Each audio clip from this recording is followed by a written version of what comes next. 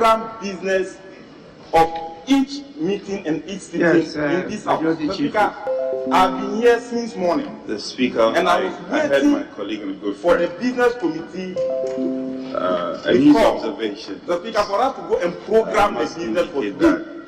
That meeting didn't take it's a very place. And Speaker, genuine these family orders were but the point must be made that done by this house. And Speaker, if you make your own rules today and fail to honor your own rules, then why are you making laws for? That had an emergency. Mr. Speaker, and he delegated on that note, I want to ask who generated these other people? And in what capacity was this other people generated and from when? The Speaker, but once the business committee could not arrive at a conclusion on the day of adjournment in last week when members asked, we said, okay, the business committee will be called upon again. And when we go for a business committee meeting, either we are adjourning today, tomorrow, on the day that we nobody knows. Speaker, as I stand here, as a leader of the house, member of the leadership, I'm not even aware of which activities that we are going to embark upon today. When are we going to rise in the and what program the business committee? I don't even know. But Speaker, once we begin, it's not the case. Operate in that manner. I get the Speaker, there will be disorder in this. It's not the case that it is somebody is trying to respect for the rules and regulations that lead to maintenance of order in this house. If you look critically, and I think to conclude, my question is, I'm not who generated the order paper? Why that there was no business committee meeting on the order paper? And that Speaker, largely most of them, there was no business committee meeting, and that this order paper was illegally generated. This house must suspend for the business committee to reconvene and look at the activities of the day that this house must embark upon. Without that, Mr. Speaker, we make the trading on a very slippery path. I rest my case. Thank you. Accede and let's progress. We can take it case by case. Where there is a strong reason that a particular item should be distinguished and not dealt with, we are not going to litigate. Speaker, so that we can heard my colleague and good friend. Speaker, this would be my initial observation. Comments to the observations. I must indicate that the honourable it's a very genuine observation to make, but the point must be made that I suppose that yesterday and earlier was majority chief spoke for and on behalf of the chairman of the business committee. Is that the case? I should be taking all the blame because I failed to do Speaker, that's the occasion. Thank you so much. My yes, I saw the deputy whip again to say that on the hours of today. Is there anything more you want to add? Speaker, after engaging the majority leader, is that all right? Engage the table of facts to have a sense. He has considered that the point you raised is a genuine point. In the face of the fact that but the government business was that to program activities. Like he said, not all the businesses on this other paper were in the previous or the last week other paper. There are new businesses on this other paper which are not with the business committee. I'm not aware of. So it's not a besides that issue doesn't rise. My point is that issue doesn't rise at all. The issue of new business doesn't rise at all. The first thing is, if you look up, was there, and I'm not justifying a business statement I'm not putting out a read justification by the chairman of the business committee last week Friday? Speaker, largely most of them are outstanding matters that were not dealt with. No. With the exception of a few items. There was no business statement. Those new ones, now, they are papers that are being laid, which will be considered the house later was adjourned in the week. So by the speaker. I will appeal to my brother to the following Monday, which is today. To humbly accede. It meant that the business committee should have taken notice where there is a strong of that adjournment to hold a meeting to then program the business for today and maybe tomorrow or whatever, and give indication as to how we are to go about the business for this week. Well, when you go to order 53, you see that without the order of business, they cannot prepare an order paper. But we have an order paper here.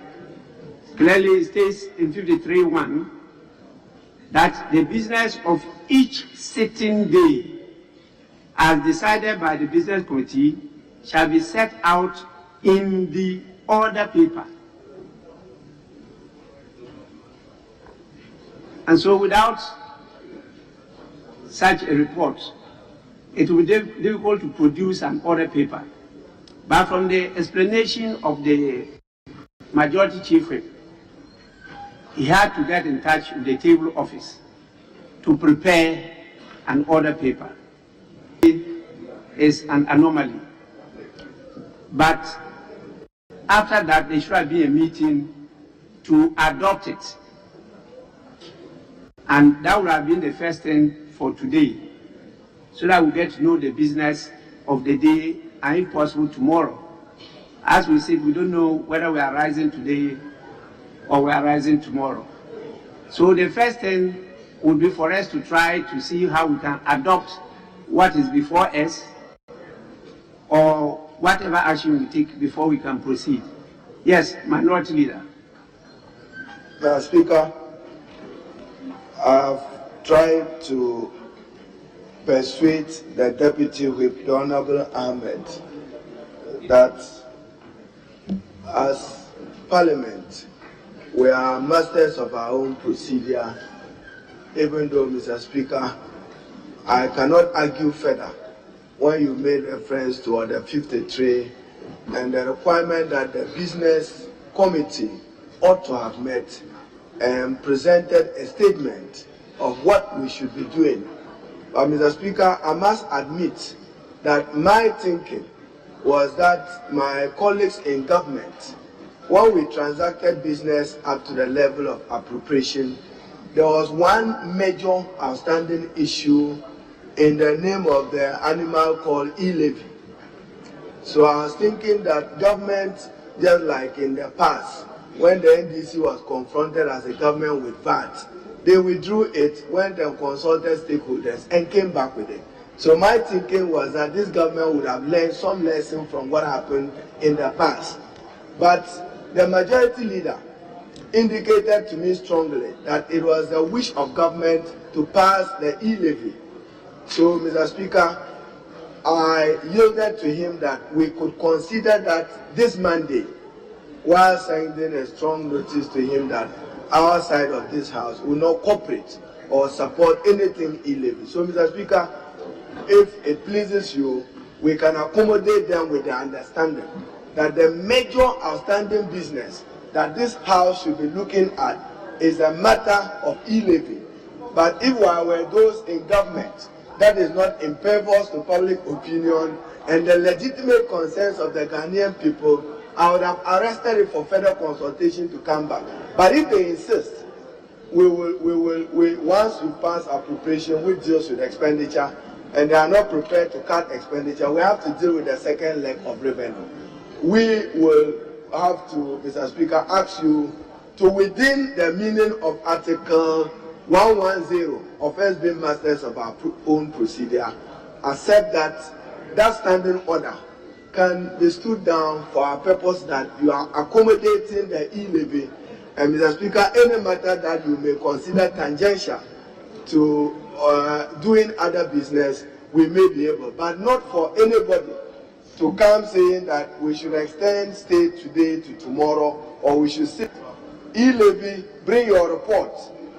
We'll debate it thoroughly, take our positions, and we see what numbers do for the people of Ghana, Mr. Speaker. So if I can persuade you that that particular standing order you have referred to, as appropriate and legal as it is, we consider it stood down so that the business committee is not expected to come with a statement, but we argue at a gentleman level that do E-Levy and one or two other business that we may be able to accommodate before E-Levy. But if our government want it for further consultation and come back more properly. But Mr. Speaker, I can only plead with you to consider that standing order stood down, because there was a gentleman agreement, my colleague reached out to me quietly, that we should do E-Levy on Monday, and we yielded to it. It escaped all of us, I recall he coming to insist that,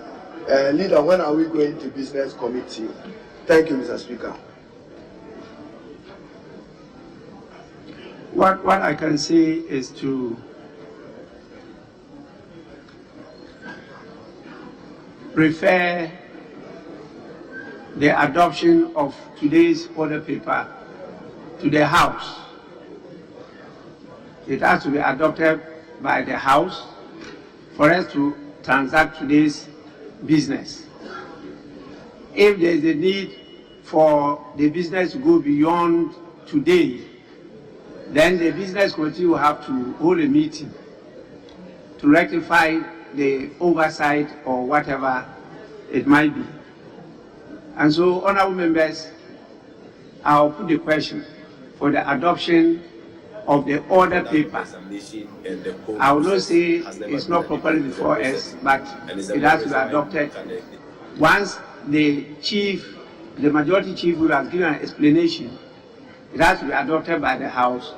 Then we can take the items that are scheduled for today. If there is any intention for us to go to tomorrow, then the business committee will have to meet. So the question is that those in favor of the adoption of the order paper of business for today, say aye. Those against, say no. The ayes have it. The order paper of December 2021 is adopted as the business for today. Honorable members, let me just add that democracy is about the rule of law. Democracy is about the rule of law. We all agree that our conduct, our behavior should be governed by this rule. And so we must always endeavor to go by the rule. Particularly, we members of Parliament and Parliament itself. Once we pass the law, we must lead. And so don't take such things as lightly, a joke or whatever. We should take them seriously. We have to do this because of the importance of the matter before the House and the consequences of that matter, one way or another. So we have adopted the order paper for the day, but let it not be repeated again. So we will move on and go to item 4.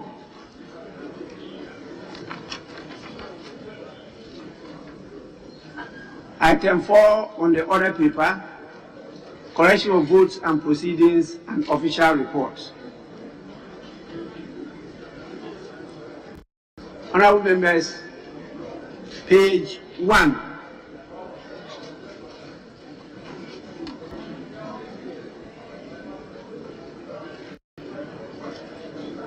Page 2.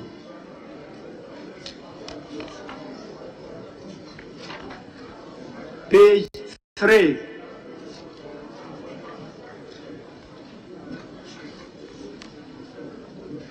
Page 4.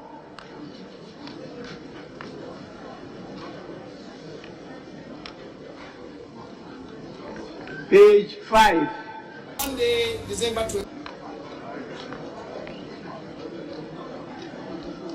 Page 6.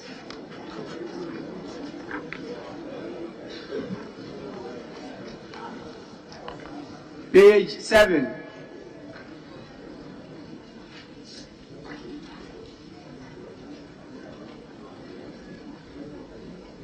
Page 8.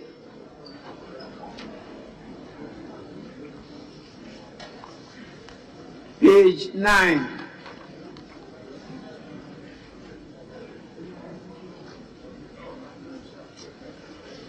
Page 10.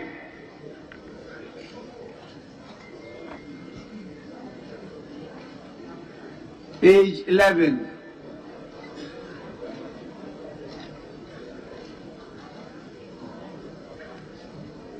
Page 12.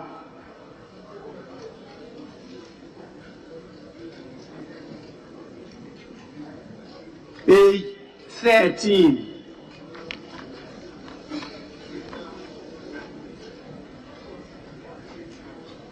Page 14.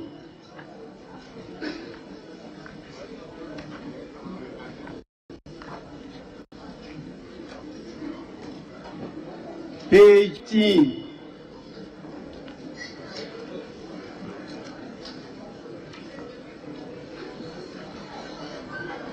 Honorable members, we have too many of you on your feet. I don't know whether you want to contribute to what is going on or you are just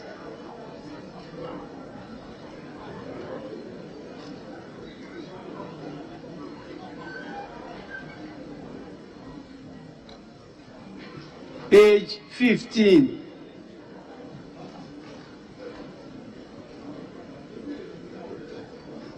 Page 16.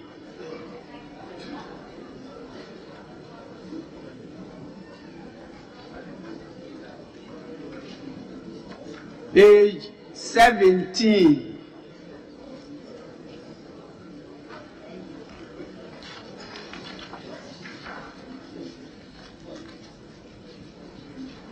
Page 18.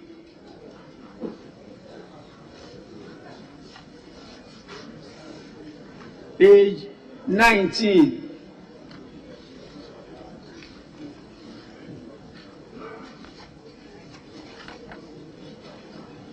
Page 20.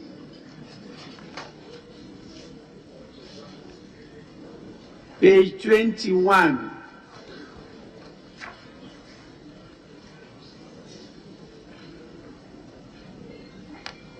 Page 22.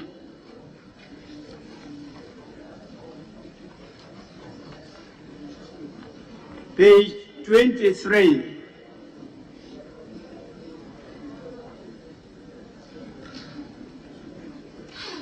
Page 24.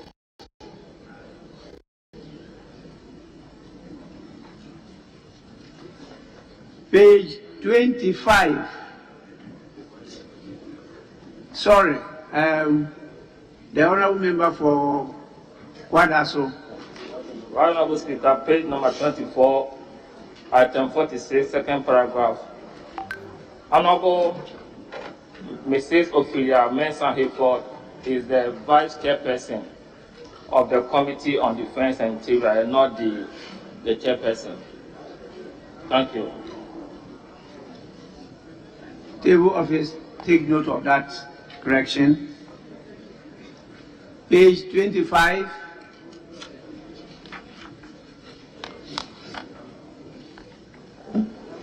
Yes, please. Mr. Speaker, thank you. Mr. Speaker, sorry, I have to take the House back to page 18, paragraph 25. Mr. Speaker, the record shows that the House accordingly approved the sum of 1.3 billion. Mr. Speaker, it was actually 1.6 billion. And I can furnish the table office with the exact figure which was approved. Page 18, paragraph 25. Page 18, number 25. 25. The House accordingly approved the sum of 1,369,338,000. It was 1,600 million, and not 1,369 million. Yes, table office, note the correction. Thank you. 1.6 billion. Page 27. Yes, the honorable member for Kwadaso.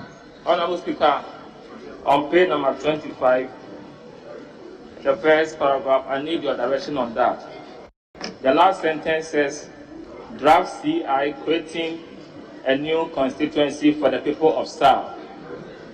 I don't know whether it's more appropriate to write the names of those towns than to write SAR, because SAR represents Santo Kofi, Upper 4. Lipe, and Lolobi. So I don't know whether SAL is appropriate or we have to write the names of those towns. I mean, full. Thank you. Thank you, Honorable Member. I should be fully captured, not SAL.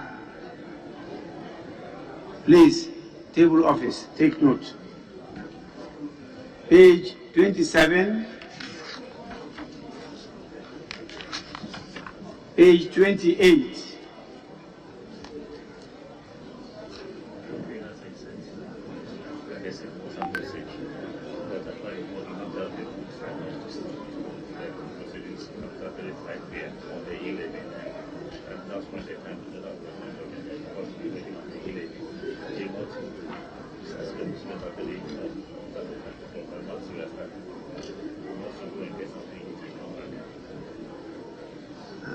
That's what we can do.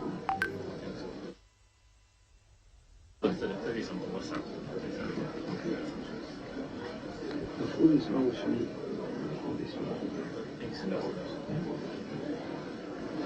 Honorable members, page 28, page 29, page 30, page 31, page 32, page 33, page 34,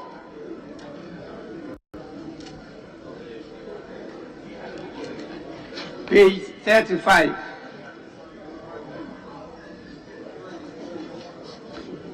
page 36,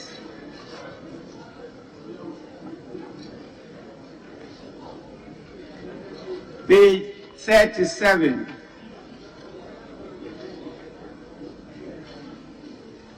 page 38,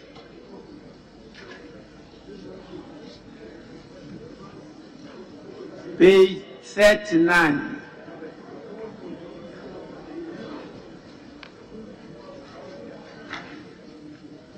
page 40,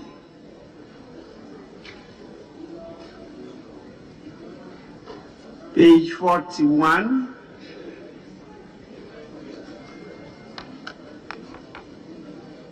page 42,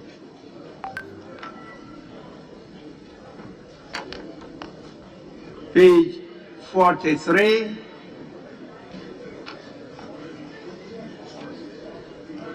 page 44,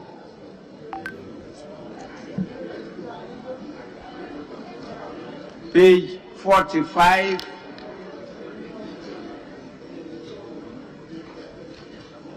page 46,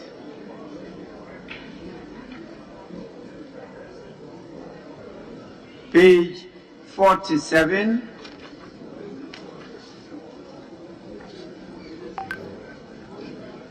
honorable members, in the absence of any further corrections, the votes and proceedings of the 32nd sitting of the third meeting held on Friday, 17th December 2021, as corrected, are adopted as a true record of proceedings.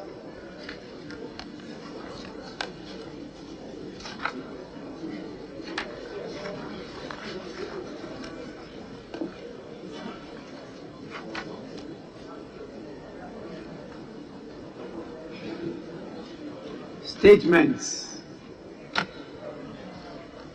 Item 5.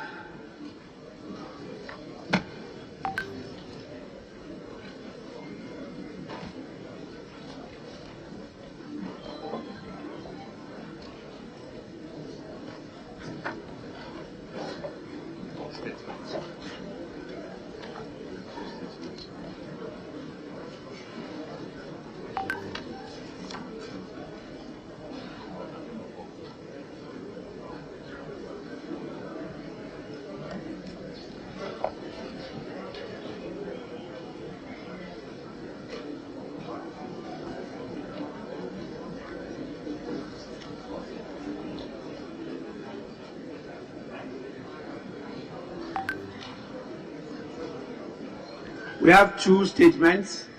Yes, Majority Chief Whip. Speaker, with respect, I'm seeking your leave for us to, and I heard you announce statement, and I'm respectfully seeking your leave for us to vary the order of business and rather take item 6, presentation of papers, and few other papers to be laid, after which, Speaker, we could come to statement with your kind leave. Honorable members,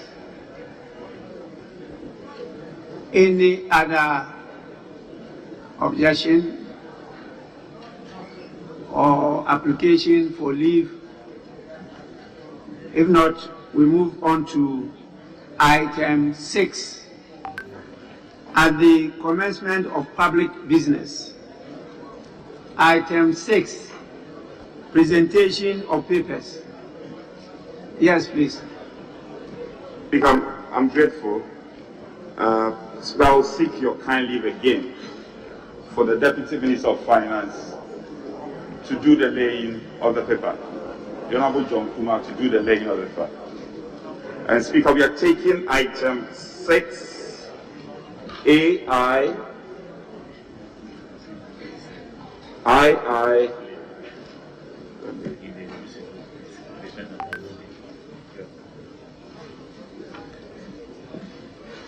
Item 6. 6AI, II, all the way to V, Speaker, by the Deputy Minister of Finance.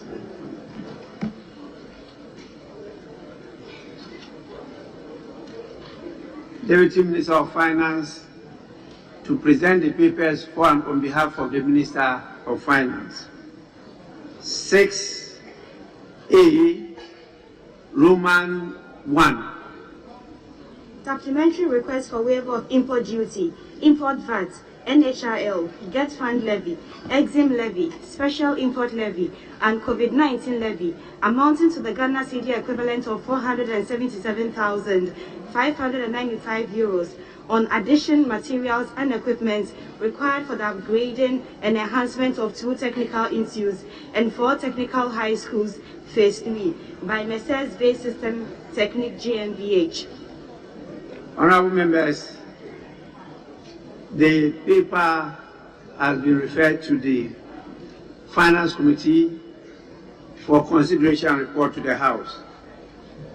Roman 2.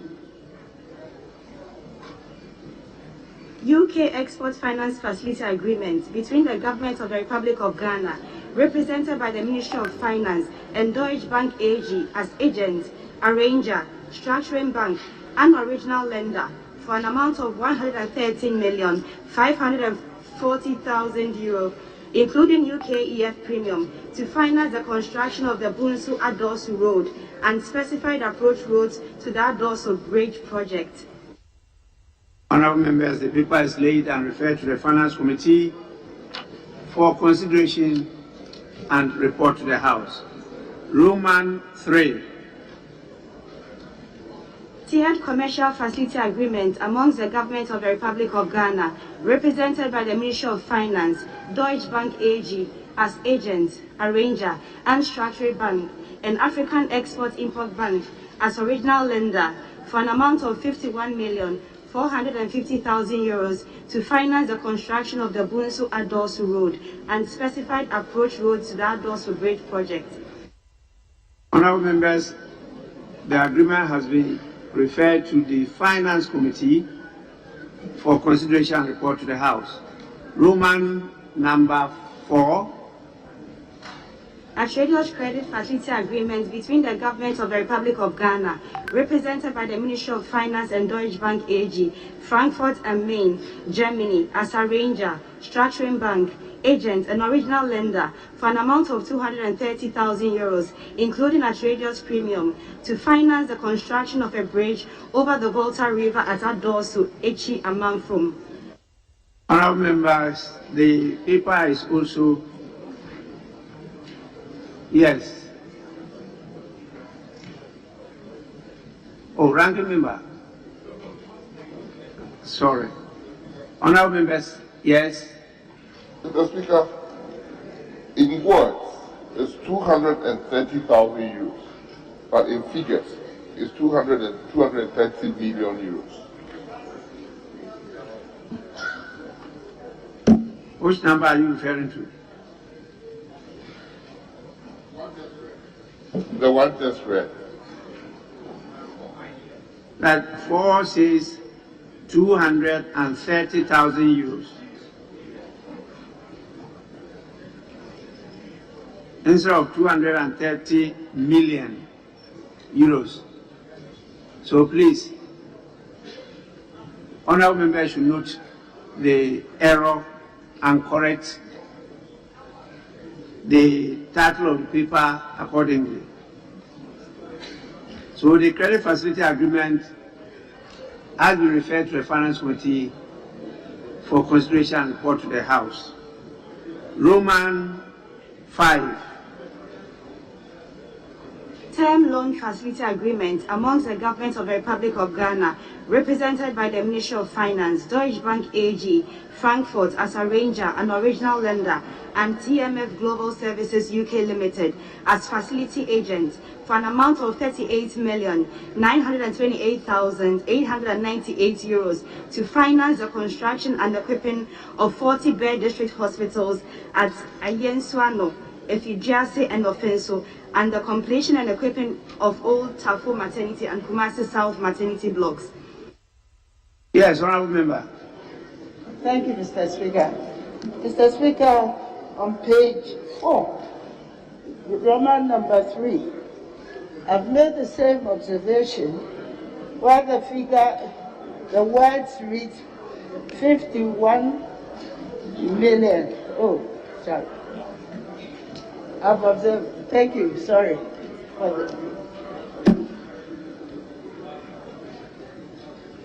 I hope it's not a bookable offense. Honorable members, the agreement has also been referred to the Finance Committee for consideration and report to the House. I hope the Ministry is not expecting us to finish these matters today. I hope so. Well, these are very important facilities and we need to take some time to go through them properly. Yes, Majority Chief Whip. Speaker, I guess we can now go on to 6B. B for Bell, 6B. And take 6B, I. Honorable members, item 6B, Roman 1, by the Minister for Roads and Highways. Commercial contract agreement between the government of the Republic of Ghana, acting through the Ministry of Roads and Highways, and represented by the Ghana Highway Authority and Contractor Construction UK Limited for an amount of 150 million euros for the construction of the Bunsu-Adosu Road and specified approach roads to the Adosu Bridge project, 104 kilometers, comprising Takrachin, Echiamafro Road, 22 kilometers, Adosu Kautafu Road, 20 kilometers, Kautafu Miasu Road, 29 kilometers, Miasu Begro Road, 26 kilometers, and Begro Obuahu Road, 7 kilometers. Honorable members, the commercial contract agreement has been referred to the Finance Committee for consideration and report to the House. Roman number 2. Sorry, Roads and Highways, the Committee for Roads and Highways. This is a commercial contract agreement. So it's to the Sector Committee, Committee on Roads and Transport. Yes, Roman 2.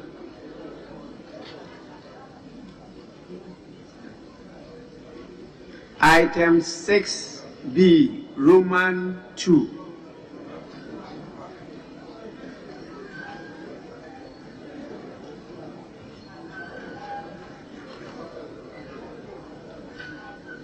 Design Build Contract Agreement between the Government of the Republic of Ghana, acting through the Ministry of Roads and Highways, and represented by the Ghana Highway Authority and BNIP Janssen Adosu Consortium of Netherlands for an amount of 200 million euros for the construction of a bridge over the Volta River at Adosu Echi Amamfrom.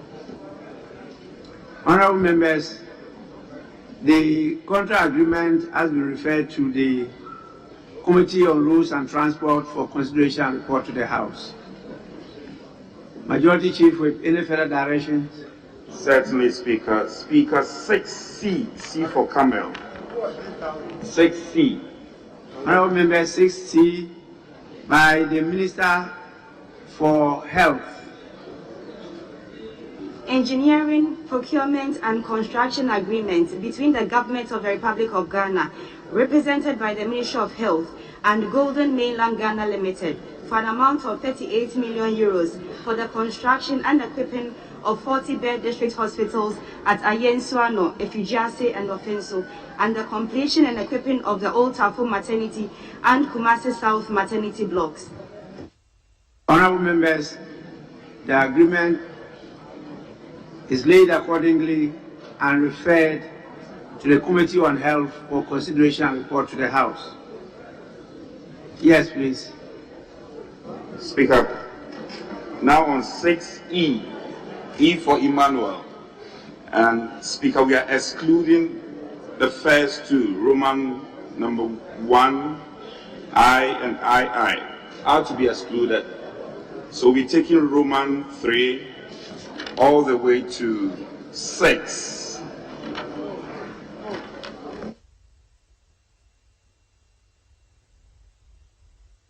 The rest at page 7 are not included. Speaker, let me just amend that we are rather taking Roman V to VI, V and VI for now.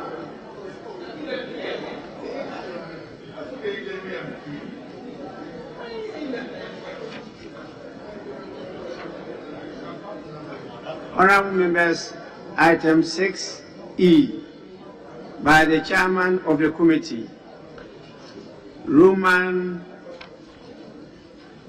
V.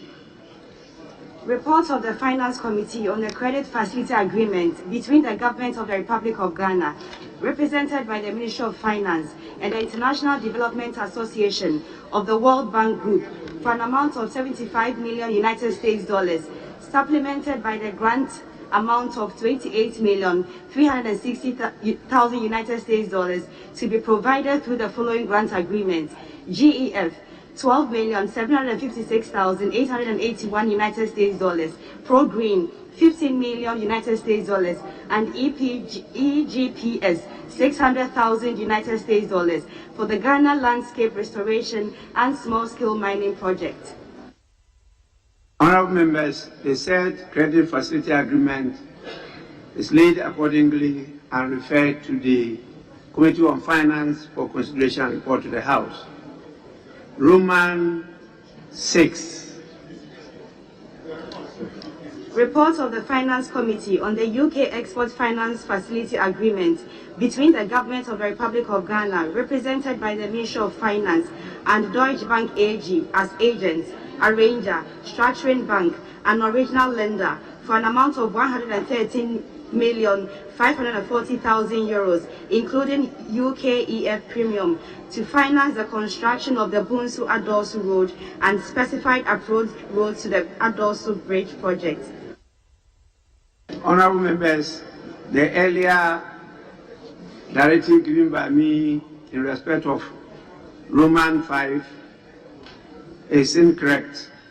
It's rather a report of the Finance Committee, which is ready and is for distribution to all members.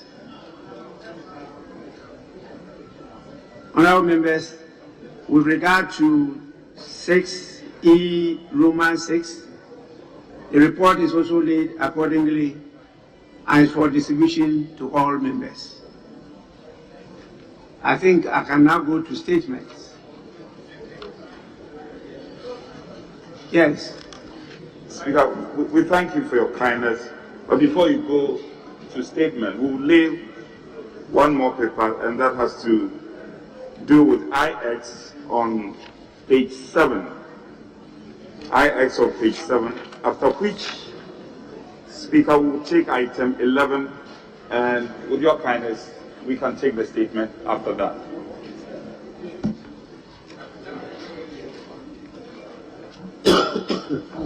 Honorable members, item 6, E, Roman 9. Report of the Finance Committee on the Credit Facility Agreement between the Government of the Republic of Ghana, represented by the Ministry of Finance, and the Government of the Republic of Korea, acting through the Export-Import Bank of Korea, Government Agency for the EDCF, for an amount of $68 million United States dollars to finance the implementation of the Northern Ghana Rural Electricity Infrastructure and Access Project. Honorable members, the report is laid accordingly and is for distribution to all members of Parliament.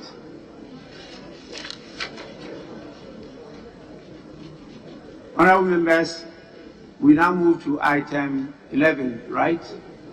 Yes, Speaker. Item 11, motion by the chairman of the committee. Thank you, Mr. Speaker. I rise to move that the procedural motion listed as item 11 on today's order paper be moved today. I so move.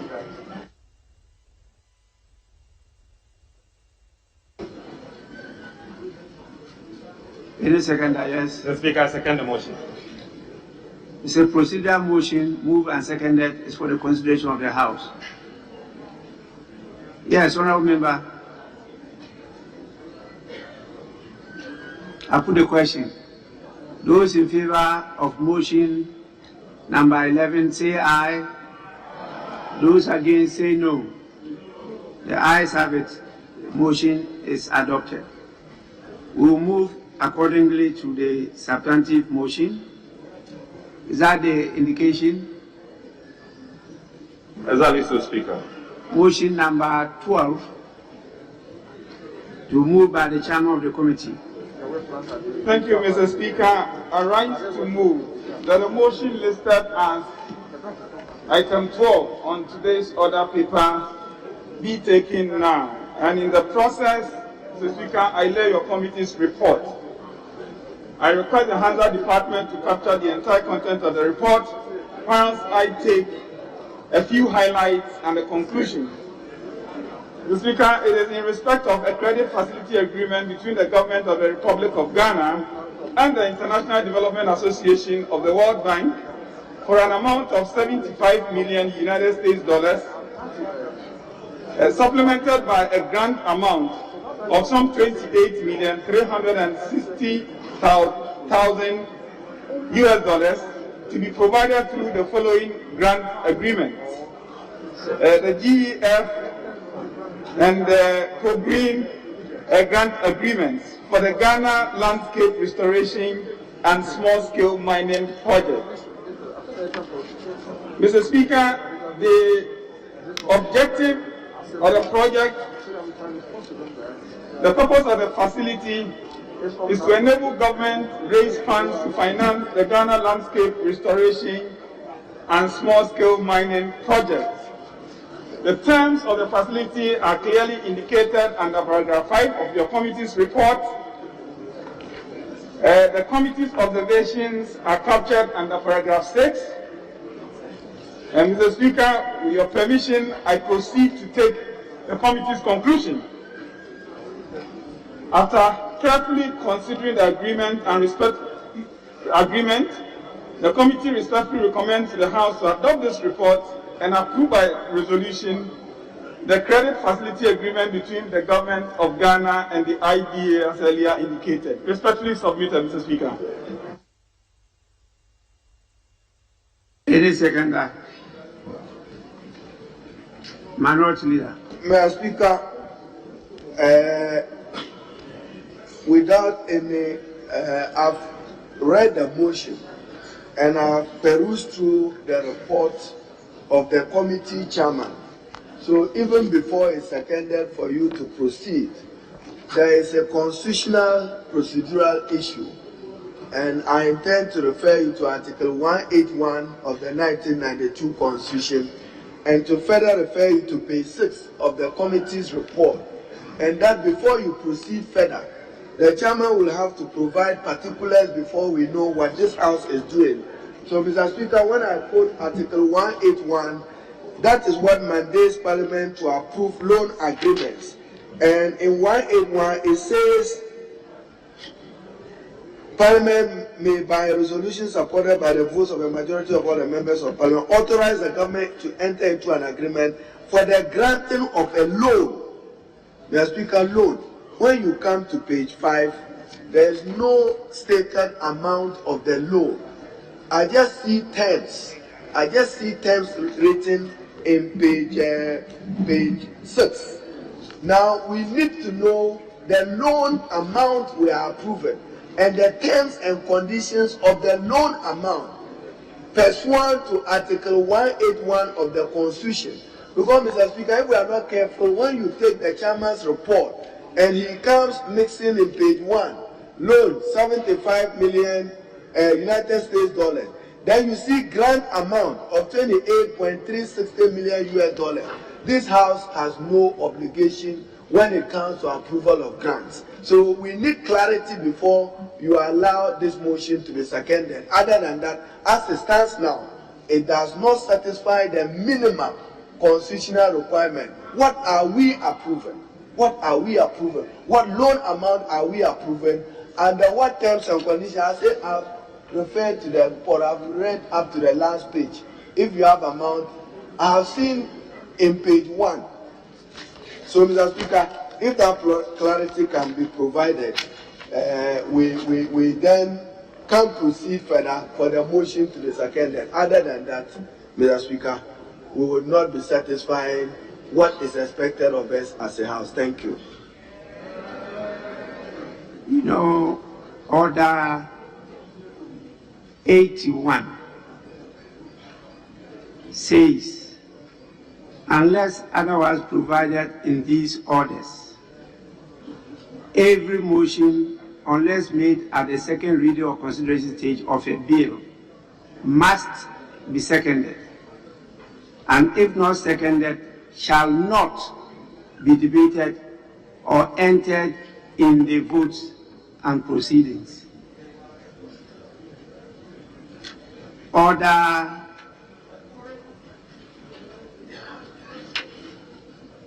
86, Rule 6 says, a mover of a motion or amendment may speak in support of it, but no further debate shall be allowed until the motion or amendment has been seconded. These are the two orders to be considered. Now, I think we need to get somebody to second first before we move to the second stage. Yes, please. Thank you, Mr. Speaker. Mr. Speaker, I also rise to second the motion. And in doing so, I will crave the indulgence of the House to amend Table 1. Table 1, to add the loan amount, a column on loan amount, to mean that the loan amount is 75 million United States dollars. United States dollars, to satisfy the minimum requirement under Article 181 of the Constitution. Mr. Speaker, in doing so, let me also say that. Let me first cross-check from your chairman whether the proposed amendment is in order, and whether he accepts it, then we can move on. Yeah, Mr. Speaker, it is in order. Indeed, the minority leader was right. Traditionally, in addition to stating it in the introduction... What did you say? Traditionally? I said, normally... Which tradition is that? Normally, Mr. Speaker, In addition to stating it in the introduction and also on the cover, when it comes to the terms, we repeat the information again. That is what the minority that referred to. And so he was right, and I also agree with the ranking member's amendment. Thank you, Mr. Speaker. Good. Honourable members, the motion has been moved, is now being seconded, an amendment has been made and accepted, and so please kindly correct your records to reflect the amendment that had just been made. And then the secondment, he will have to continue to second the motion. He has finished seconded. Let me hear from him, because the standing orders are specific. Unless he reserves a right to come back. You have reserved that right. Mr. Speaker, yes. The minority leader has yielded to me, has agreed that I continue. So, Mr. Speaker, you should continue. I will continue. Mr. Speaker, it is important for us to know that the committee's work is to look at the terms and conditions of this loan. In fact, the loan is a World Bank loan. It's a standard IDA loan, where we have a 30-year term made up of 5 years grace period and 25 years repayment. There's a service charge of 1.5%, an interest payment of 1.37%. The Speaker, the grant element is 18.85%, which falls short of a minimum concessional loan. The Speaker, for the records, even though it is a World Bank standard loan for middle-income countries, it is important for us to know that it is not a concessional loan, but indeed it is one of the cheapest loans that we have contracted this year. Mr. Speaker, again, let me say that I do support the terms of the loan, but my only concern has to the fact that in the last 6 weeks, we have made to consider loans amounting to almost $1 billion. And Mr. Speaker, that is a major concern to me, that I believe that if you are in a ditch, the first thing you should do is to stop digging. But unfortunately, our brothers are still digging. And if care is not taken, we will dig and dig and dig and we'll swamp in debt. That is my concern. Mr. Speaker, let me say that in as much as the terms are good, does not mean that every single loan must go through.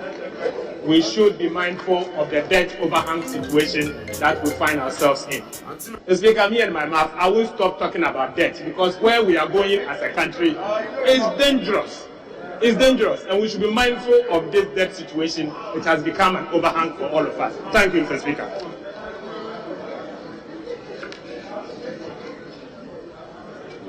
Motion moved and seconded is now for the consideration of the House.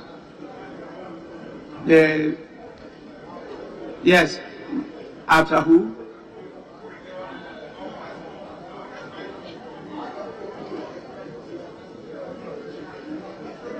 Honourable Minister for Health.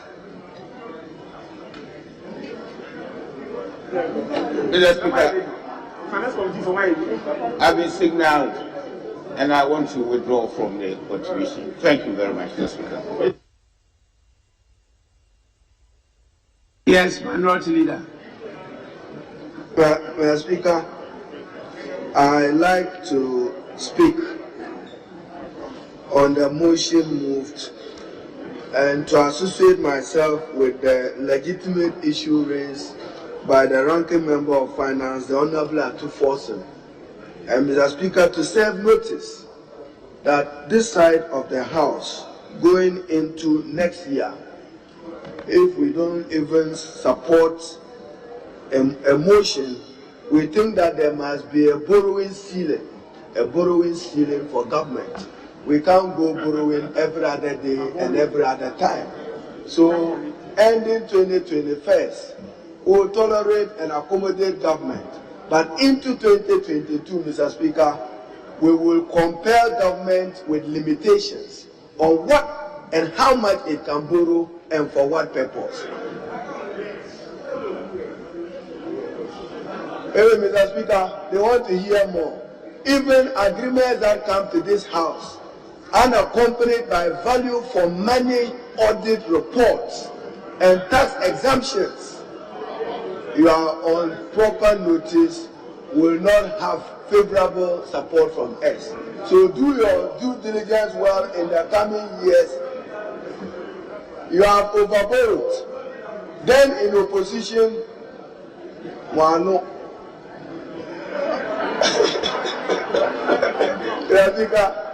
Like the Honorable Atubadi said, his mouth, your mouth, it didn't help you.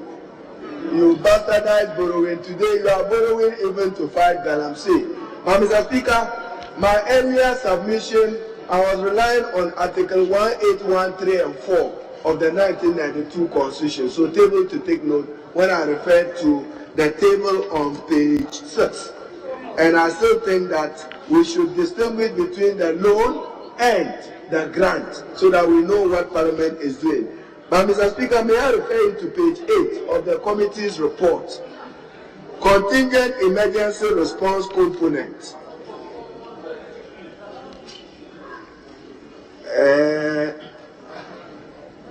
The costs, the English there, the costs do not include. I think there is something wrong. The chairman of the committee is not proper English. But Mr. Speaker, how much is the contingent emergency response component? We need to know. I've seen some figure there, but you are referring to the project is expected to end 30th September 2027. We need to know the proper amount designated for that purpose. Then, Mr. Speaker, when you come to component 2, enhance governance in support of sustainable artisanal mining. Do we really need money for enhanced governance? We have all the laws in Ghana, we have all the institutions, we have all the structure. So probably next time, the Ministry of Lands and the Ministry of Finance must negotiate better where to direct these funds. Why? They are not supposed to come and teach us governance. All we know is that we have failed in our quest to fight Galamsey. Is that why you are bringing in loan to come and help you fight? Because if you go further into the report, Mr. Speaker, you will come to page Mr. Speaker, you come to page 4, effects of environmental destructive mining practices. No, you must be reporting to this House the impact of small-scale mining as a president and your good self in an effort to fight it. You have not been successful. Report to us that you are not successful. Why? I drove past one of the water bodies with the deputy leader on our way to, you remember that weekend, on our way as we drove. You saw the color of the water as you drove into Jomoro. And you know that the impact is huge. And therefore we should know where we are directing the money. Then, Mr. Speaker, again, page 3, English. Committees should note, what English is this? Given the critical role of natural resources to sustain economic development, to sustain or sustainable economic development. So, Mr. Speaker, our expert on finance Atu says that it's a near concessionary loan and a cheap loan. What I find significant, Mr. Speaker, and I conclude with it, is that we are told that two ministries, page 8, Mr. Speaker, Ministry of Environment, Science and Technology, and Ministry of Lands and Natural Resources. I take it that there will be a coordinating committee of the two ministries, the Ministry of Lands and Natural Resources and the Ministry for Environment and Science, Technology and Innovation. Is there a ministry called like that, Mr. Speaker? Is that the name of the Nana Adudankwa Ministry for Science and Innovation? Is that the name of the ministry? And then, Mr. Speaker, what you find justifiable in page 8 is a 60.28 million. This component seeks to link improved food production and ecological integrity through investment in production and forest landscape. So food, what food are we intending to see is production? We should know next time. With these words, Mr. Speaker, I speak in support of the motion. Thank you. Deputy Majority Leader. Mr. Speaker, thank you for the opportunity to add my voice in support of this motion. Mr. Speaker, I have heard the concerns of the Minority Leader regarding borrowing, that as a nation we shouldn't be borrowing and borrowing. So, Speaker, he may be right. Perhaps he is right in saying so, and I agree with him that we shouldn't be borrowing. And that is why, Mr. Speaker, his side should support effort at generating revenue from within, especially the E-Levy. Mr. Speaker, the E-Levy, which they publicly agreed to the principle and the policy and checking out by saying they don't support it. Mr. Speaker, because, Mr. Speaker, if we stop borrowing, the alternative is to raise revenue from within. And I think he's made a national call, a very patriotic call coming from the Minority Leader. And I support it. So I agree that going into 2022, we should look at ways of generating revenue from within to support the private sector. Mr. Speaker, the unemployment situation is getting out of hand, and that is what led to the decision to introduce the Youth Start. That is the youth of Ghana getting opportunity to grow business in the private sector. So, Mr. Speaker, doing so will require not generating revenue, but not going to borrow to finance the private sector. So, Mr. Speaker, I agree, but he must act in good faith. The minority must support government to introduce this E-Levy, which is going to give us at least 6.9 billion to help the road sector, because everybody is complaining about the roads, and we shouldn't be borrowing to fix our roads. We shouldn't be borrowing to finance the private sector. So if he says we shouldn't be borrowing, I agree.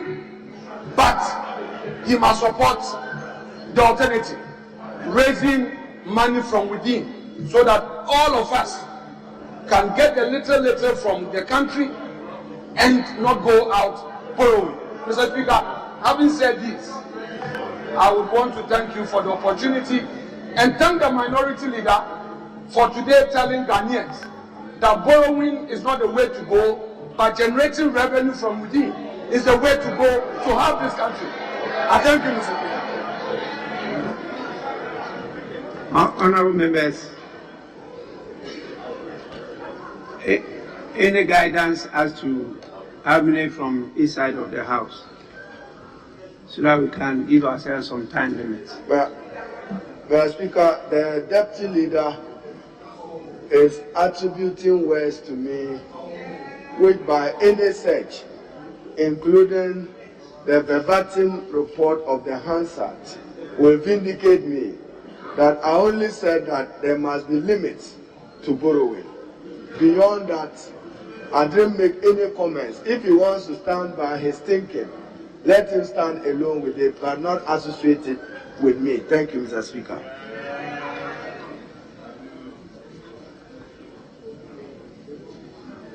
Mr. Speaker, the statement is made by parity of reasoning.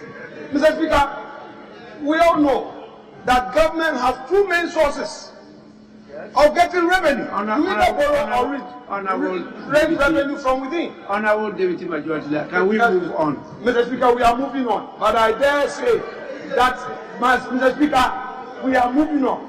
Mr. Speaker, since you came, this is the first time I'm having my bike. So, Mr. Speaker, let me have my bike. He shouldn't be running away from his own reasoning. You say we shouldn't borrow. There must be a limit. If so, what is the alternative? The alternative is to raise revenue from within. These are your reasons.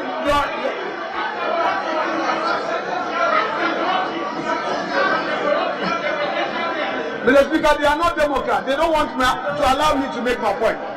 Mr. Speaker, they are not Democrats. They should sit down and allow debate to go on. Mr. Speaker, this is between two leaders. The backbench must allow us. Mr. Speaker, I rest my case.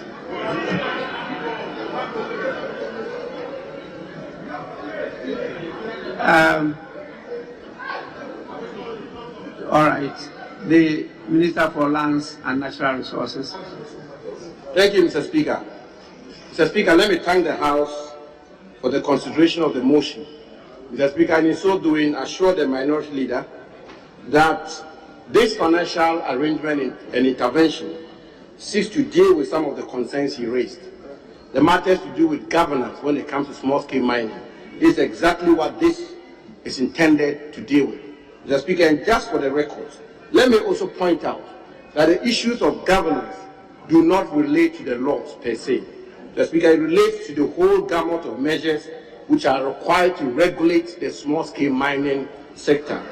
The Inspectorate Division of the Minerals Commission, the various interventions we have to make to ensure that this sector is regularized. And Mr. Speaker, finally, let me also state for the records that one of the key objectives of this intervention, of this program, as captured at page 4 of the report of the committee, specifically at paragraph 6, Mr. Speaker, I'll read it out. This is the provision of incentives to attract private investors into sustainable exploration of unexploited mineral resources, especially in the Upper West, Upper East, Northern regions, and other parts of the country. Mr. Speaker, so if this motion is approved by this House, government is going to spend good money to explore for minerals in the Upper West, Upper East, and Northern regions. And the minority that knows that that will be of great concern to all of us. Mr. Speaker, with these words, let me thank the House and call on the House to approve of this motion. Thank you, Mr. Speaker.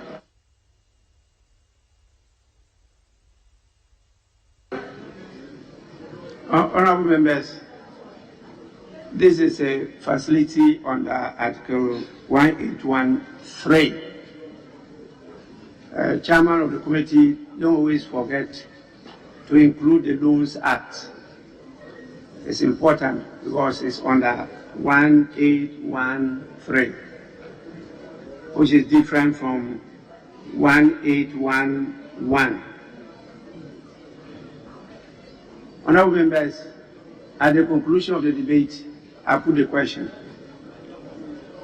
Those in favor of the motion, say aye.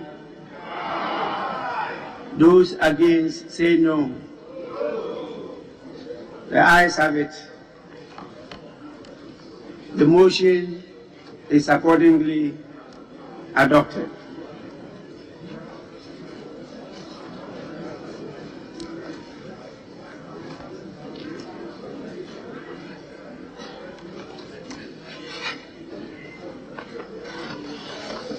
Mr. Speaker, we may proceed to item 13, resolutions. Oh, that one? 1-6, Mr. Speaker.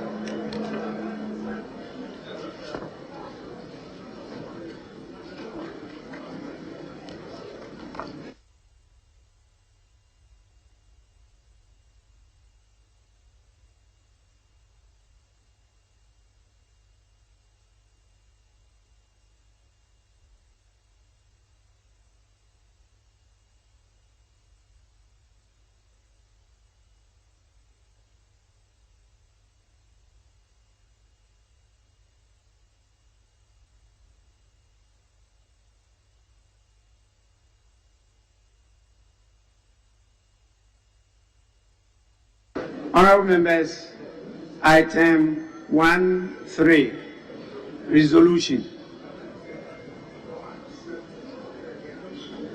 Minister of Finance. Mr. Speaker. Oh, you are now the Minister of Finance. Mr. Speaker, with respect. Yes, please. If you'll be pleased, the Finance Minister is unavoidably absent. May you graciously grant me for the Deputy Finance Minister to proceed with the resolution on his behalf, Mr. Speaker. I thank you. Yes, Honorable Deputy Minister for Finance. Thank you, Mr. Speaker. Mr. Speaker, I beg to move that the resolution captured as 13 on pages 11 and 12 of today's order paper be adopted now. I so move, Mr. Speaker. Seconder.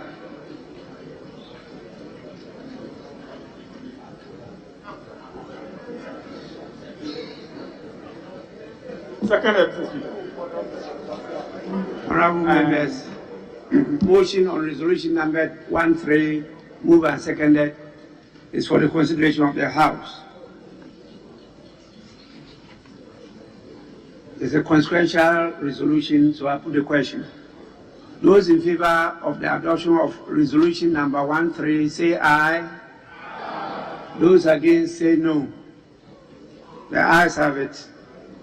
The resolution on order paper number 13 at page 11 is hereby adopted. Honorable members, first Deputy Speaker to take the chair. Yes, please. Mr. Speaker, if you will be pleased, shall we move to item 52, motion with respect? Honorable member, I will not be pleased. I was giving the information that after this one we'll go to statements. There are some two short statements that I think should be made, then we can continue. Mr. Speaker, knowing that that's why I applied by... That's why I said I will not be pleased. Very well, Mr. Speaker. Let's take the statements, then we'll come back to that. We are here, we'll do it. Very well. Statement. The first one stands in the name of Honorable Yao Gomado, MP for Akan constituency. Honorable member, you may now present your statement. A statement on the need for maritime cabotage in Ghana, regulating of the commercial shipping operations in our territorial waters. Thank you very much, Mr. Speaker, for giving me the opportunity to make this important statement on cabotage. Maritime cabotage is the legal regulation of commercial shipping operation within the nation's territorial waters exclusively. Cabotage laws and regulations, however, set out the reservation of coastal trade for a nation's citizens. As the preamble of the draft bill aptly put it, an act to restrict the use of foreign vessels in local trade in order to promote the development of indigenous tonnage and establish a cabotage vessel financing fund for related matters. Mr. Speaker, the local content is under the Petroleum Commission and tailored to the oil and gas industry. The maritime cabotage deals with coastal trade and inland waters. With the cabotage under the implementation of Ghana Maritime Authority, the national regulator of maritime-related issues, including the certification of seafarers, allocating seafarers to maritime and offshore jobs, will not be a challenge, as they are in a better position to know the level of money available according to their records. Mr. Speaker, cabotage is one of the various protectionist policies adopted by a state in the protection of its domestic fleet in the carriage of cargoes within the coastal waters. Most cabotage laws restrict trade to vessels flying the country's flag. Manning of the vessel is also carried out by nationals of the state whose flag the vessel flies. Historically, cabotage restrictions were justified by the need to preserve security for the local maritime industries. From this point of view, cabotage restriction aim at ensuring that local shipping companies carry locally generated cargo to protect local waters and ensure strategic deliveries and shipments. Mr. Speaker, there are so many vessels engaged in coastal trade, serving the oil and gas industry, and other maritime purposes. The discovery of oil and gas by Ghana in commercial quantities in the deep waters, offshore areas led to the boom in offshore activities, thereby providing employment opportunities to Ghanaian seafarers in the offshore fleet. Due to the delay in the passage of the Maritime Cabotage Bill, jobs that should be the preserve of Ghanaians are being undertaken by foreigners, thus worsening the unemployment situation in the country. Nigeria passed the Cabotage Law in 2004, and this led to high employment rate of Nigerian nationals in the coastal shipping sector, including the offshore oil and gas sector, and also increased the acquisition of ships to Nigerians. Currently in Nigeria, only the master into bracket captain and chief engineer can be foreigners on Nigerian flag vessels, subject to non-availability of Nigerians to fill such high positions. Thereby, the Nigerian offshore industry is most close to foreign crew. Mr. Speaker, over the years, shipping industry in Ghana has been dominated by foreign operators who, by their huge capital and sophisticated technology, among others, have taken the chunk of these coastal activities, fishing, offshore support services, tankers, operation and general shipping, all inclusive. The impact, therefore, is a big chasm between the local and foreign frontiers in the Ghanaian shipping industry, leading to severe loss of revenue and job opportunities to the state and citizens. For example, if we have, for instance, 40 offshore support vessels operating in the country with about 26 crew members, each will amount to 1,040 jobs at any given time, or 2,080 jobs annually, considering routine crew changes. On the average, wages to these seafarers amount to about $4 million annually, and currently this is paid to foreigners on board foreign vessels operating in our waters. Have we considered what this money could have done to the economy if it was to be paid to our own seafarers? Although competition, they say, is a catalyst to development, the claim is true only when the competing ground is free and fair.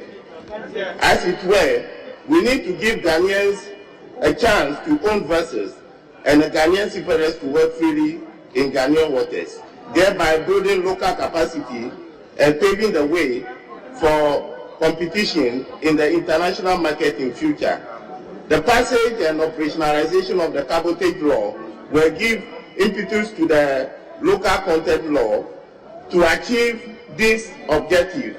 Mr. Speaker, other matters affecting seafarers is that they are paid far lower wages than expatriates with the same rank performing the same tasks, with the claim that the foreigners are more competent, whereas this is not the case.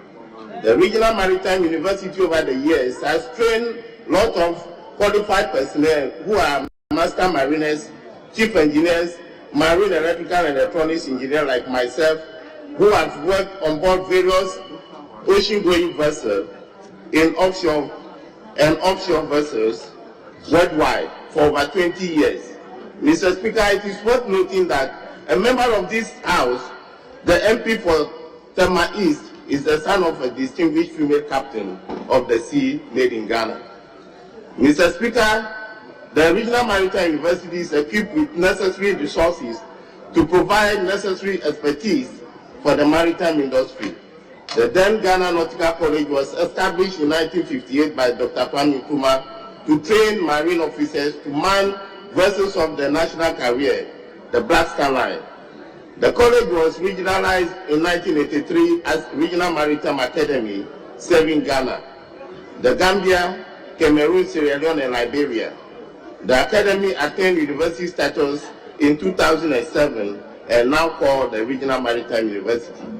Mr. Speaker, following the demise of the SY State Shipping Corporation, also known as the Black Star Line, there has been no other national commercial shipping line. Hence, Ghanaian seafarers have to look for work opportunities outside the shores of the country, which is becoming very difficult. due to the passage of cabotage laws in most of these ship-owning countries, some of which include Nigeria, Malaysia, Angola, Australia, Brazil, Equatorial Guinea, Singapore, Iran, Germany, and Hong Kong. The Black Star Line used to train and employ most of the cadets who were produced by the college. But today, these cadets come out of school with marine engineering and nautical science, but no foreign vessel is willing to take them on and provide them with the necessary training to groom them into proficient marine officers, thereby making it difficult for them to get contracts to work on vessels. The Black Star Line vessel had a 100% crew, being product of the Ghana Nautical College. Mr. Speaker, the passage of the cabotage bill will thus alleviate the plight of the Ghanaian seafarers in no small measure. The law will lead to acquisition of vessels by Ghanaians using the cabotage vessel financing fund, thus increasing indigenous tonnage and envisaged by the law. It will also set out a lot of opportunities for Ghanaians to provide services to the marine industry. Another important motivation for cabotage restriction is the fact that it will help in the maintaining national merchant fleet. Mr. Speaker, it is often argued that maintaining the national fleet contributes to reduce an adverse impact on fleet expenditures on the balance of payment. Secondly, it can contribute to economic growth and social well-being by developing the local capacity in several segments of the maritime transport value chain, particularly shipbuilding and repair, ship ownership, registration, operation, and seafarers' employment. Mr. Speaker, the profits generated from the oil fields are shared among the various partners after cost recovery, exploration and petroleum costs, charter of vessels, crew wages, and staff salaries, as well as other associated costs are taken off, and out of the profit that they set aside, the government of Ghana carried interest of 9 to 10% is paid. Mr. Speaker, when the cabotage bill is passed, Ghanaians will be tasked to provide services to the maritime and offshore sectors, and this would encourage revenue retention within the country, stopping capital flight and maintaining the country's foreign reserve, boosting the country's economy, increasing per capita income, and providing standard of living. It will also grant employment opportunities to seafarers, build Ghanaians' capacity in ship owning, broaden local shipping and maritime agencies, which will further form the basis of future large-scale international trade, among others. Mr. Speaker, in conclusion, I appeal to the Transport Minister to follow up on the draft bill in order that it will be laid before this August House. Thank you, Mr. Speaker, for the opportunity.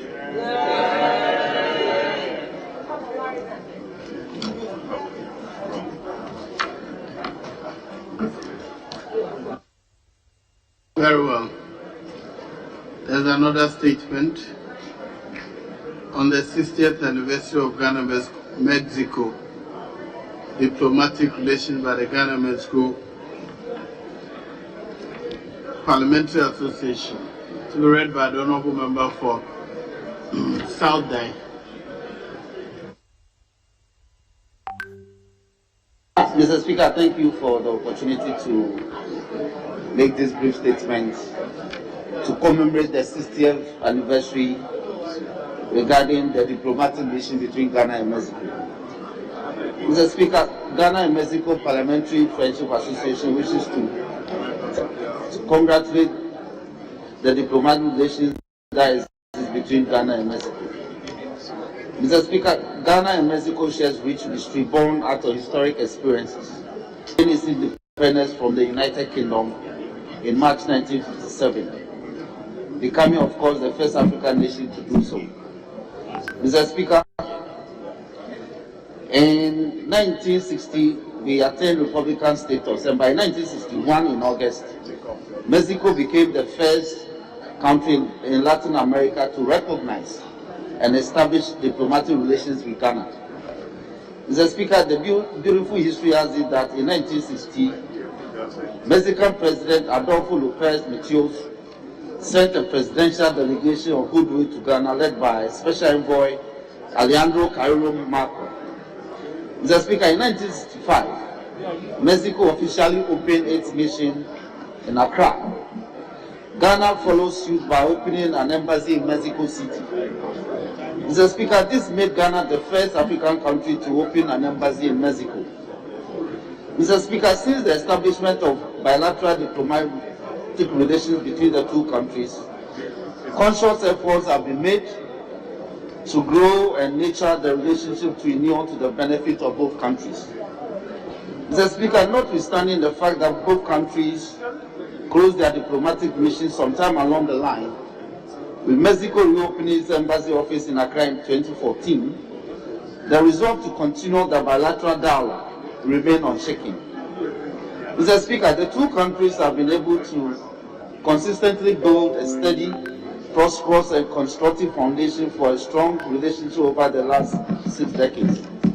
Mr. Speaker, by June 2020, Mexico embassy in Accra got reopened, and 20 missions and businesses made up of 6 from Mexico and 4 from Ghana to Mexico taking place.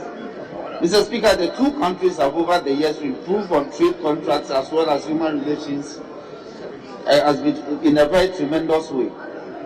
Mr. Speaker, as the two countries reflect on the significance of these relations that existed over the past decades, the Ghana-Mexico Parliamentary Friendship Associations extend its warm congratulations to the two countries for sustaining a long-standing friendship. The common historic lines that exist must continue to guide both countries to define efforts at improving on the lives of people living in both countries. Mr. Speaker, as Mexico has been declared by the World Tourism Organization, WTO, as the 8th world main tourist destination in 2016, it's equally worthy of note that Ghana continues to remain a preferred and hospitable destination for tourism in sub-Saharan Africa. Mr. Speaker, we wish to further charge both countries to explore further avenues that will strengthen the relations of both countries, increase trade, increase the benefits that accrue therefrom in the interest of their citizens. The efforts made at facilitating academic exchanges, scholarship, research, and technical collaboration will go a long way to deepen the already warm relations of the two countries. Mr. Speaker, I thank you for the opportunity.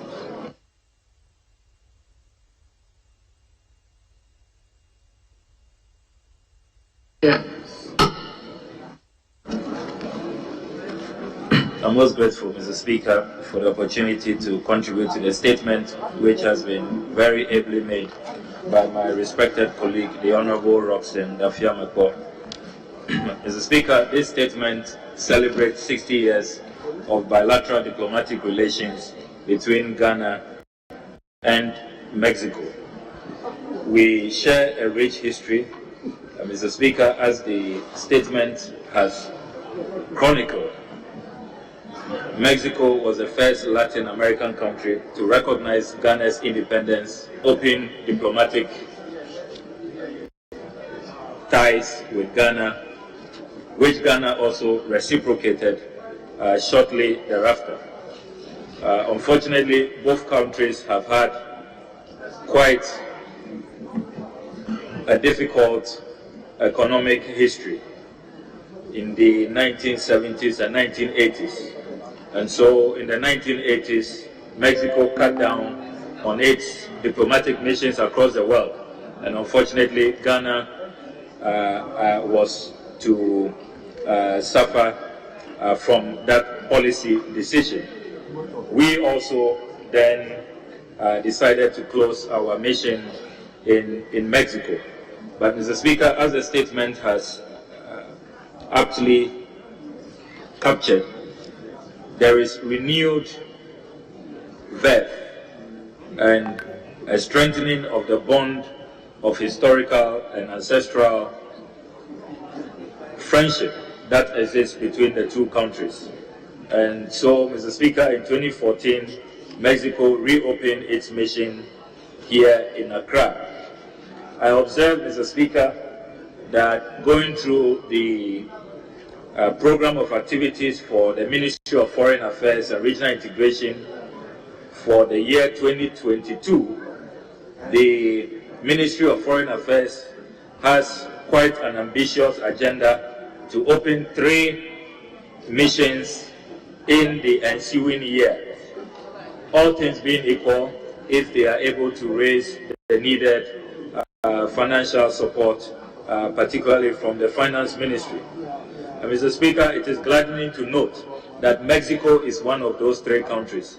The other 2, Trinidad and Tobago, the third one being a Consulate General to be situated in Houston, Texas.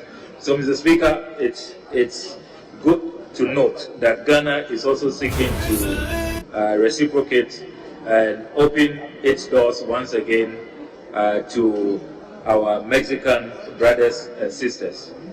As we consider how to re-enter the diplomatic arena in Mexico, perhaps, Mr. Speaker, we can learn from what Mexico did when they re-established diplomatic ties in Accra. What they did was to work together as Pacific Alliance countries, and they pooled resources and established their diplomatic missions in one location.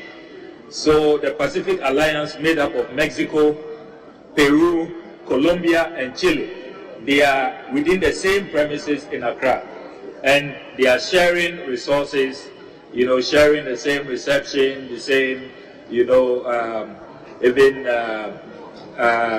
management services and what have you. And it's very economical, and these are perhaps the only countries that are doing this. It's quite novel, it's very, very beautiful, and it saves a lot of resources.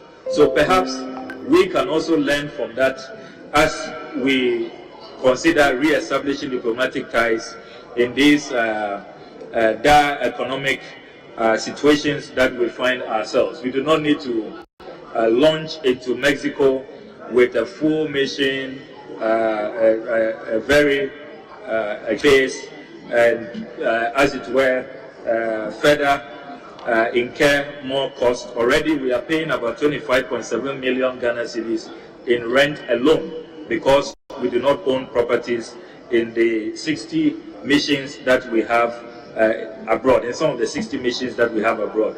So we may want to learn from the example of the Pacific Alliance, pooling resources, perhaps within ECOWAS countries or AU countries that are already well established in Mexico. And that will really help us, Mr. Speaker. Mr. Speaker, I also note that from the record, trade between Ghana and Mexico is increasing. In 2018, the trade volumes was about $16.1 million. We are shipping our cocoa and our textiles to Mexico. It appears very, very popular. They have a lot of need and interest in our cocoa products. They use it for all kinds of Mexican cuisines. And so there is really that potential, Mr. Speaker, if we are to re-establish ties. I must commend our foreign envoys, foreign ministers from the era of Foreign Minister Mumuni all the way to Foreign Minister the Honorable Shelia Yokoboche, who have kept very close touch with their counterparts, and they have had reciprocal meetings, and that goes to emphasize how solid the relations are. I also note that from the records, the former Deputy Minister of Foreign Affairs, the Honorable Oredu, represented the President at the swearing-in ceremony of President Andrés Manuel López Obrador when he was inaugurated into office a couple of years ago. So, Mr. Speaker, the Parliamentary Friendship Association statement is very much in order. It is timely, and we can only wish Ghana and Mexico very fruitful relations. We have very historic ties with Latin Americans. The history of slave trade teaches us that a lot of our compatriots were sent to Latin America, Mexico, Brazil, So even their food, their culture, you see a lot of African flavor, particularly West African flavor, Ghanaian flavor. Don't be surprised to eat meals that look like wache, that look like sheto, that look like kenke when you travel to that part of the world. So we are really one people. We have a common heritage and we have a common destiny, and we need to close our ranks, close our ties, and work together to advance the cause of our nations and become fully developed nations like the other parts of the North. So, Mr. Speaker, I commend the Honorable Roxin for drawing attention to this very auspicious occasion, 60 years of very successful bilateral relations between Ghana and Mexico. May we see another 60 years of strong economic ties, of total liberation, and a fair and just world that will help us attain the dreams of our forefathers. I thank you for the opportunity, Mr. Speaker. Very well. That brings us to the end of statement time.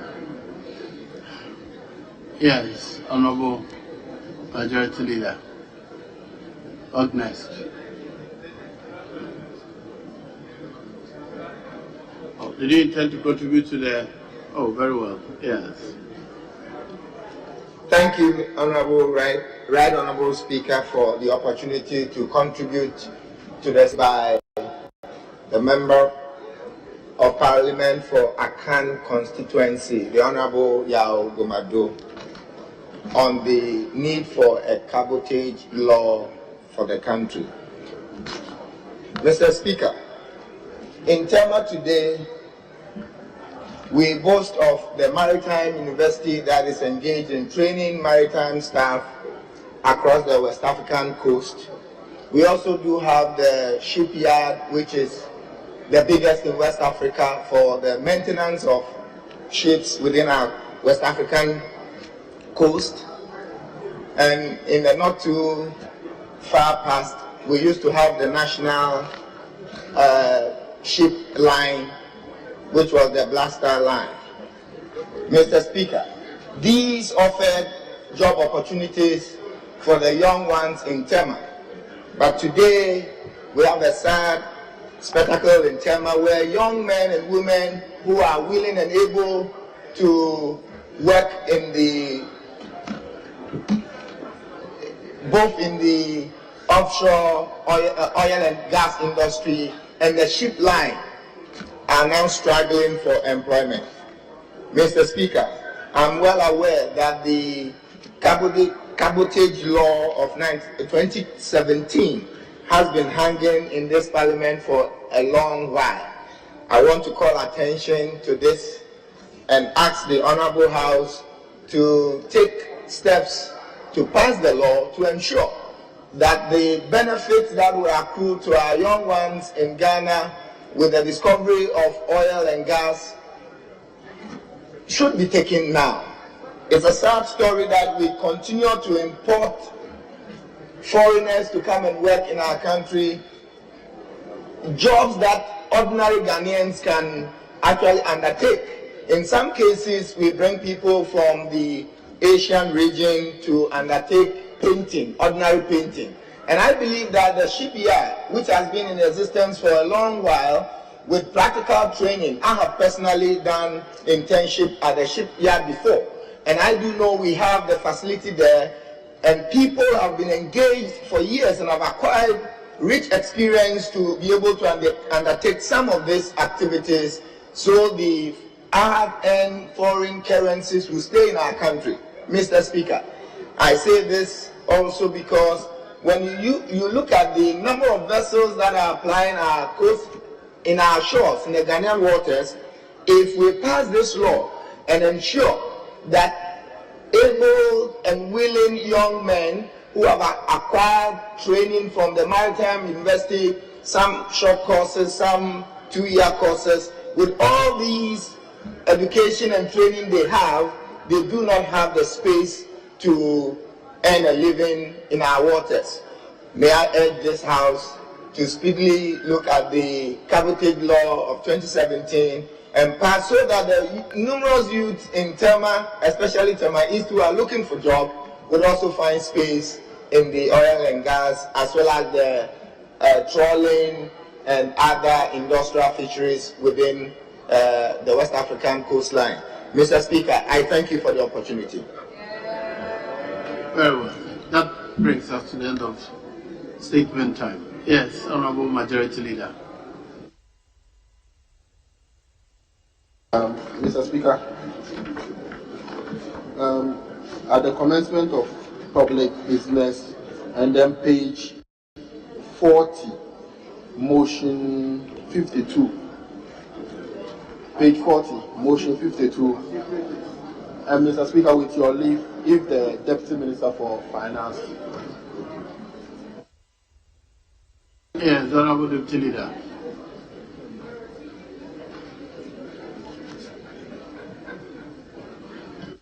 Honorable Deputy Leader for the minority, do you have any objection to the application?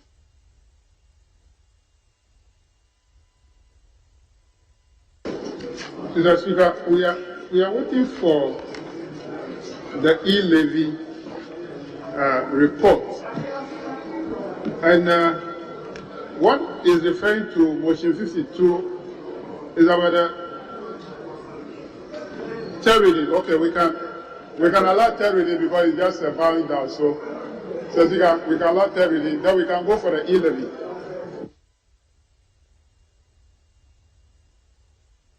Very well. Honorable members, motion numbered 52 on today's order paper at page 40. Honorable Deputy Minister.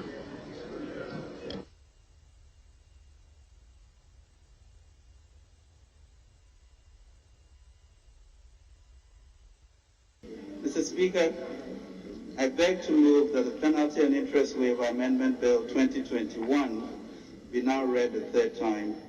I so move, Mr. Speaker.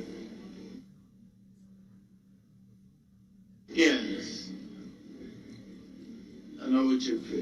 Speaker, I rise to second the motion moved. Members, the motion has been moved and seconded. All in favor of the House adopting the motion, say aye. All against, say no. Ayes have it. The motion is carried.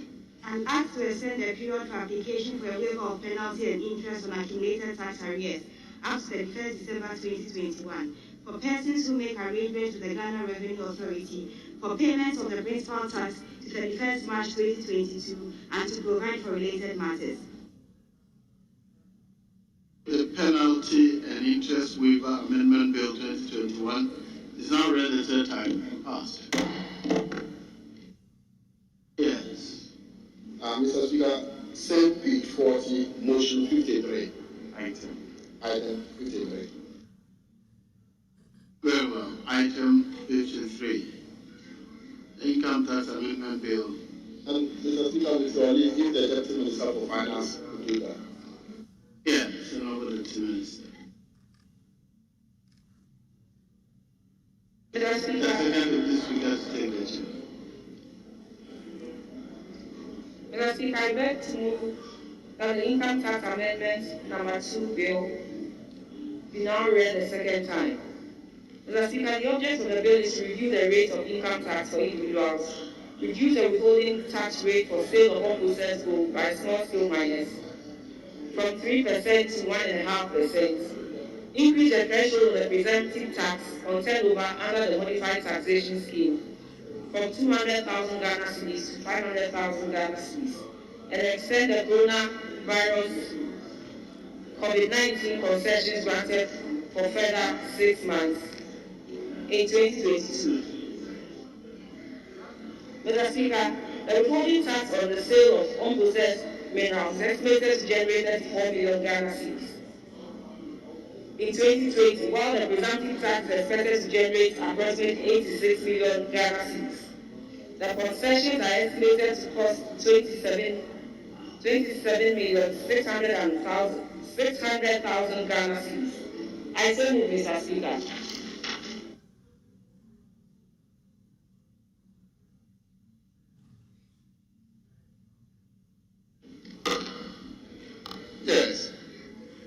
Who is seconding it? Speaker, I second the motion moved.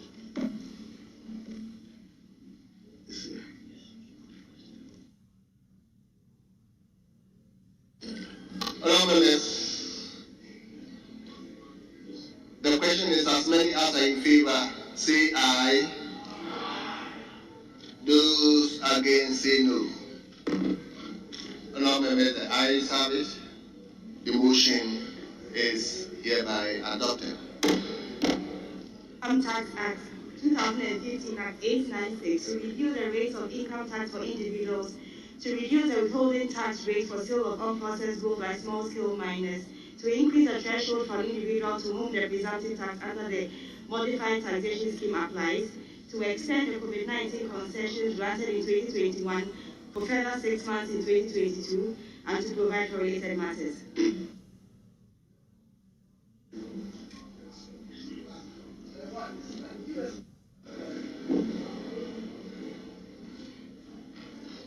Honourable members, the Income Tax Amendment Bill number 2 is duly read the third time, the second time.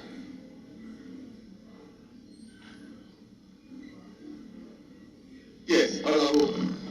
Mr. Speaker, the motion was moved and seconded, and you said it was us. No, it is moved and seconded. We should debate. We have not. That is what I want to draw his attention to.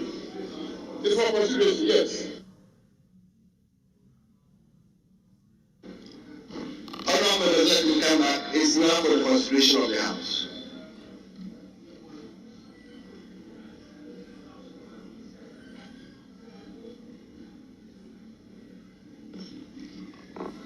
Yes. Just because we are handicapped, we don't have the report, so we can't debate the motion. We don't have the report, so we can't debate. I don't have the report. I've been calling for a report. Do you have the report? Let me see your report. Let me see the report. That is not a report. You are showing a different report. Yeah, the report, that one is what we have done. You are showing a different report. That is not a report.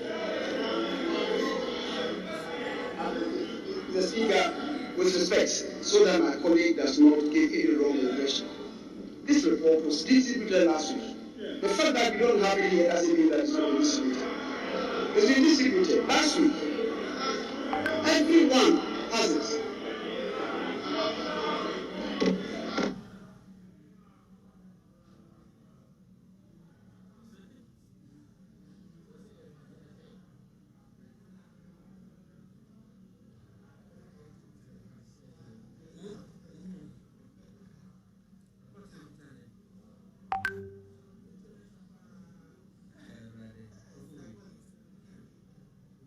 The chairman of the committee, we are hearing. Yes, thank you, Mr. Speaker. Mr. Speaker, I understand the report, the motion has been seconded, but with your leave, I'd like to present the committee's report. Very well. So you may present the committee's report. Thank you, Mr. Speaker. Your committee, after the referral was made, met with officials from the Ministry of Finance and GRA, and we have put together this report, which I request the Handler Department to capture in full. Once I take the highlights. The purpose of the bill, Mr. Speaker, as stated under paragraph 4 of your committee's report, the observations of the committee captured under paragraph 6. The committee did have propose some amendments which we will put forward during the consideration stage. But in conclusion, the Speaker, having thoroughly examined the bill, is convinced that the proposed amendments are necessary to, among others, relieve tax burden on income earners at the lower band, reduce the withholding tax rate on the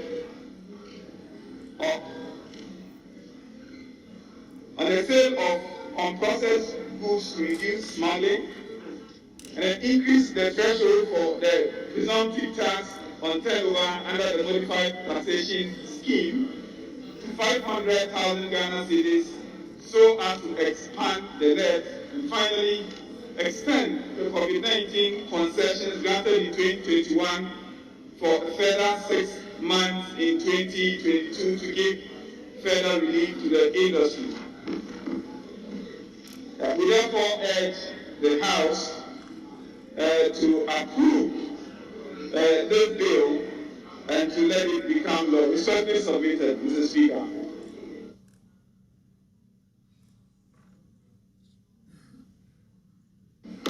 Yes, Honorable Ranking Member. Mr. Speaker, thank you for the opportunity to also contribute to the motion that was moved by the Minister responsible for finance. Mr. Speaker, in doing so, let me say that I was amazed to know that the presumptive tax as introduced by the Income Tax Act 2015 had never been implemented. Mr. Speaker, at the committee we were informed that since 2015, the presumptive tax that is meant to give the ordinary Ghanaian engaging in petty trading the opportunity to pay a tax at a reduced rate of 6% has not been implemented. We were subsequently informed that they intend to increase the threshold in line with inflation and to implement it.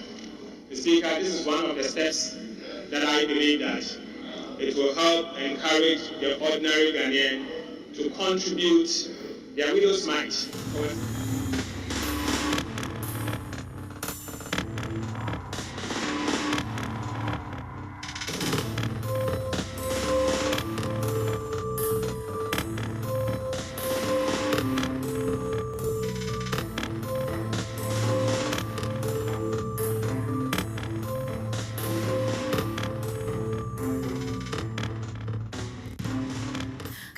Welcome to tonight's edition of The Probe. It was billed to be a meeting of delegates at which important amendments to the constitution of the NPP will be carried. But after hours of speeches and... Yes, Honourable Member for Okanikwe Central. Mr. Speaker, I rise to add my voice to the motion and ask that this House adopts the reports of the committee. Mr. Speaker, it will interest you to know that countries within the sub-region and the reports we get with regards to unprocessed gold does not conform with the reports that our government has. Mr. Speaker, you'll be surprised to know that governments will be reporting processed gold or the price of metals in their countries, let's say $5 billion. But we will be reporting, let's say, $1 billion in our reports. It stems from the fact that the withholding tax of 3% was encouraging those within the small-scale industry to smuggle the gold through other means. Government, therefore, has decided in consultation with the small-scale gold Mr. Speaker, let me read the last but one paragraph. To quell this trend, government has decided to reduce the withholding tax to 1.5%. Mr. Speaker. And government therefore had to consult the Association of Small-Scale Miners to monitor the collection of the withholding tax. Mr. Speaker, I think this is a laudable achievement of government to stem that tide, and I add my voice to this report and ask you to support the motion. Thank you. Yes, Honourable Deputy. Mr. Speaker, I read support the motion and want to touch on page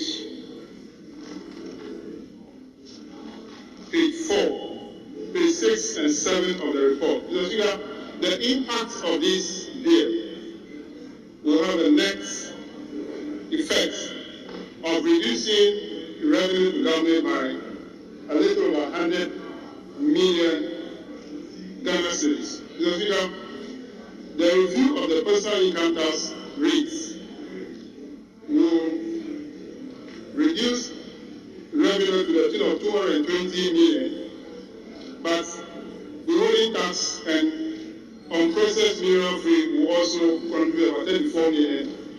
The presumptive tax 86 million. So the net effect is 100 million Ghana cedis.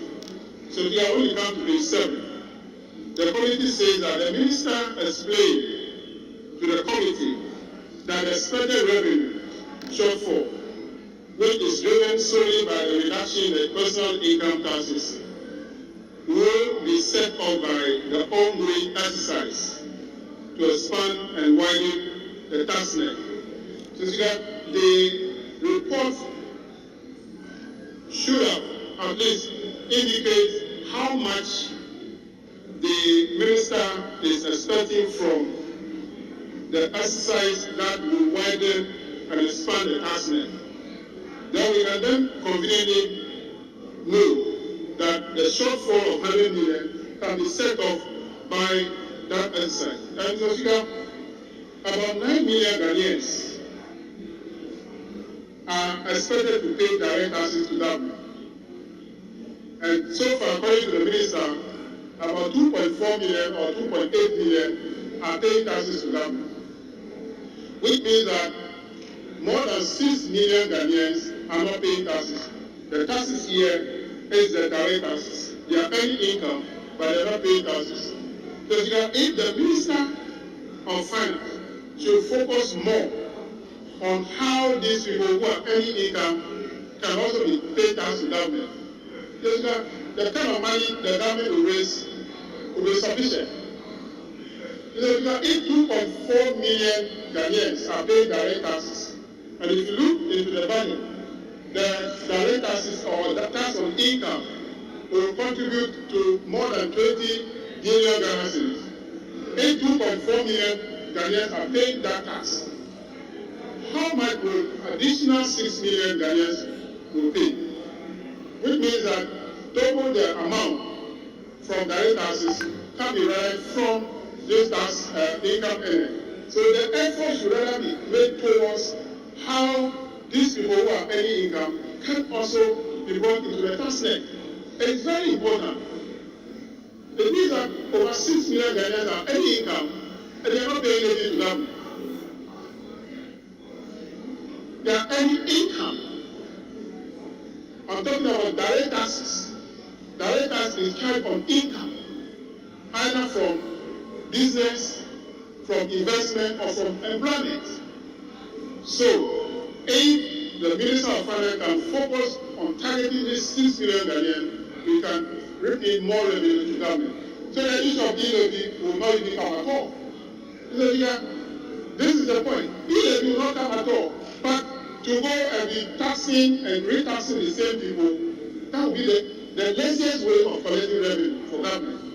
So the Minister of Finance should direct his effort and energy towards how these 6 million Ghanaians who are earning income and not paying taxes can also pay tax to government. So with this statement, I believe that we can get more revenue for government if we concentrate more on people who earn income and not pay tax to the government. Thank you very much. Honourable members, at the conclusion of the debate, the question is as many as are in favour of the motion listed at 53 in today's order paper. Say aye. Those against the motion say no. Honourable members, the ayes have it. The motion is adopted. So we move to item number 54. Yes, Mr. Speaker, with your leave, if the Deputy Minister for Finance. But the Minister himself is here. Very well.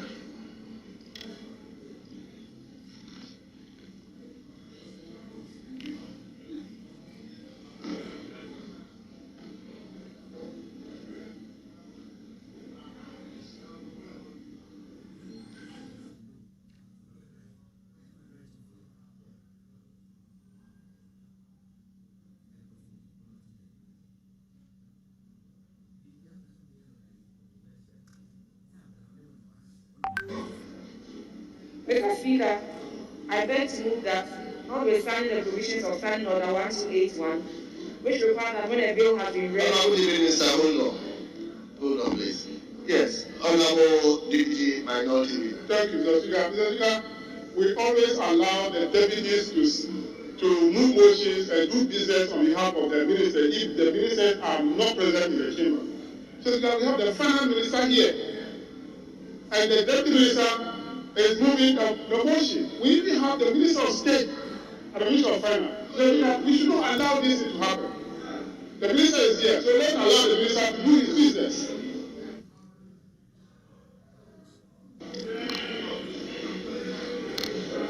Yes, majority leader to country. Mr. Speaker, yes indeed, the minister is here. We're having some other discussion on a very serious matter. However, Mr. Speaker, my difficulty in this house is this. The deputy minority leader rises up to make a point. The house is listening to him in silence. Why is it that whenever a leader from the majority side rises up, we don't want to give the person a hearing? Where from that? In any event, this is a mere procedural motion that the deputy minister is making. Therefore, when we come to the bigger picture, the minister is here. What is this?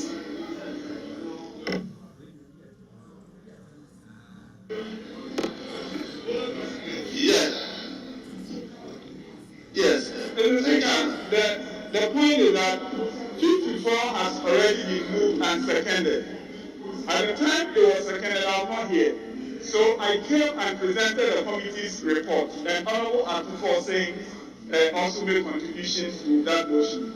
What we are left now is a consideration of the bill.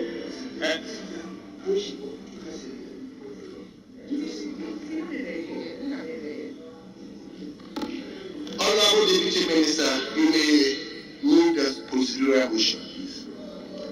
Thank you, Mr. Speaker. Mr. Speaker, I beg to move that notwithstanding the provisions of Standing Order 1281, which requires that when a bill has been read a second time, it shall pass through a consideration stage, which shall not be taken until at least 48 hours have elapsed. The consideration stage of the Income Tax Amendment Number 2 Bill 2021 may be taken today. I so move, Mr. Speaker.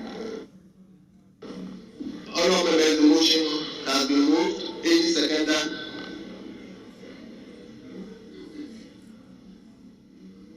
Yes, Honorable. The right to second the motion.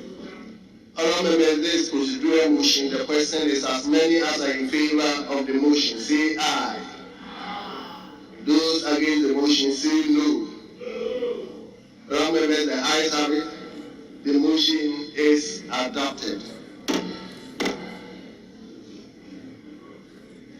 Move to income tax amendment at the consideration stage.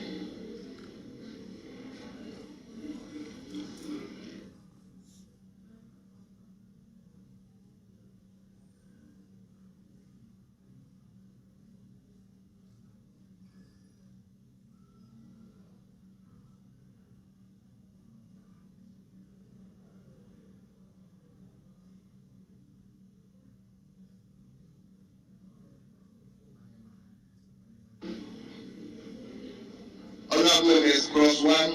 10 Schedule of Act 870 amended.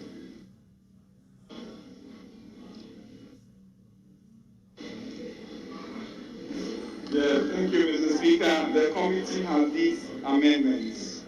Clause 1, amendment proposed. Head note, delete 870 and insert 896. Mr. Speaker, this amendment has become necessary to correct a typographical error. I so move, Mr. Speaker. Honorable members, the amendment as proposed stands out of the bill. The question is as many as are in favor say aye. Those against say no. Honorable members, the ayes have it. The amendment stands as part of the bill. We move to Clause 2. Second schedule of Act 896 amended.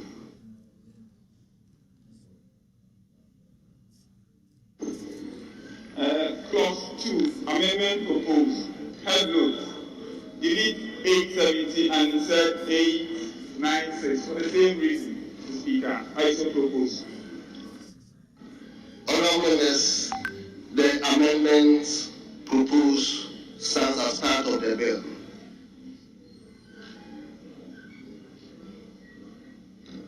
Honourable, those in favour of the amendment say aye. Those against say no. Honourable members, the amendments stand as part of the bill. Clause 2 is therefore part of the bill.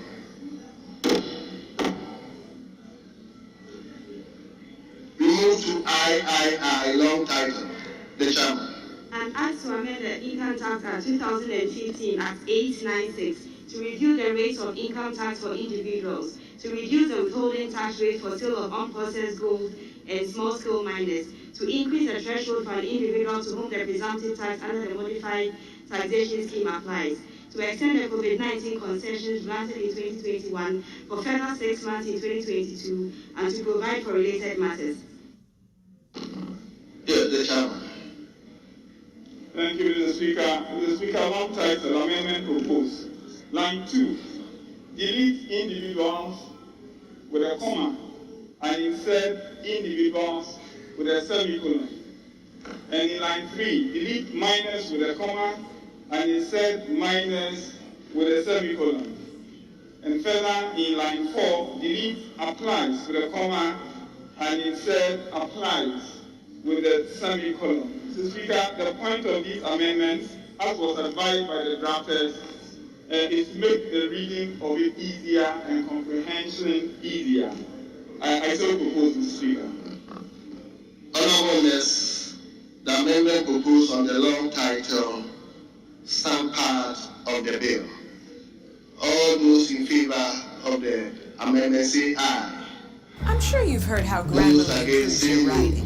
But let me tell you how Grammarly Business helped my company. Long title as proposed. Since Simon's team started using Grammarly Business to sharpen their writing, we've closed more deals. Yes. This guy's got moves, business moves, and he's not the only one. Hi, Carl. Carl's got a superpower, spot-on customer support. Grammarly Business helped him set the right tone, increasing our customer satisfaction by 17%. Now he writes efficiently with just the right touch of empathy, leading to happier customers and stronger relationships. Grammarly Business has also turned our marketing team into total communication rock stars. Just ask Maya, who started 3 weeks ago. Maya swears by Grammarly Business because it keeps her work on brand and error-free, fast and easy. Music to my ears. All those improvements make a big difference on our productivity and success, which keeps the board smiling. Grammarly Business works where you work. Get started today. Click the blue button below. The third reading thereof shall not be taken until at least 24 hours have elapsed. The motion for the third reading of the income tax. Monica, I just sent you the email with the client. I need the doc now, but I think it's an older version. Can you send it updated? Monica, check your messages when you can. There's something important in there. Okay. I need to get the budget.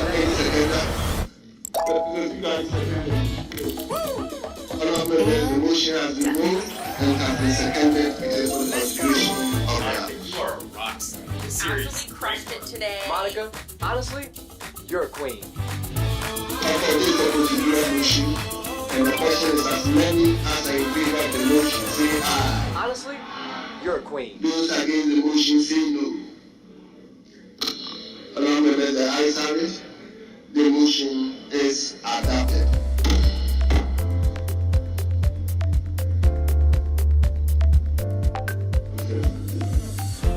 Mr. Speaker, I beg to move that the income tax amendment number 2 bill 2021 be now read the third time.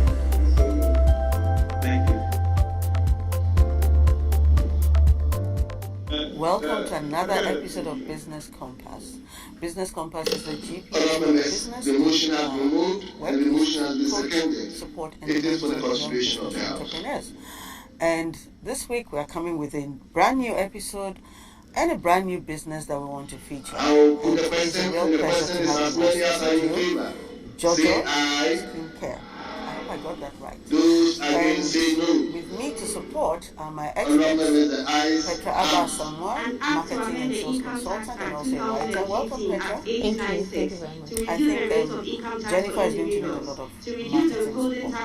And it's also my privilege to have Frank Abe, who is a manager to advisory service at KPMG, and our in-house finance lead. Welcome, Frank. Thank you, Charlotte. So today we have Jojo Skincare, and it's founded by Jennifer Afola, and we have Jennifer in the studio with us. The Income Tax Amendment When Bill we come back, we get to go in 2021 and being read understand a little the bit third about time Jennifer's business and how she started. passed.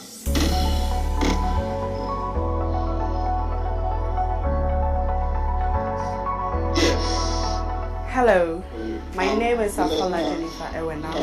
I am the CEO of Jojo Skincare. I have been doing this business for the past 2 years.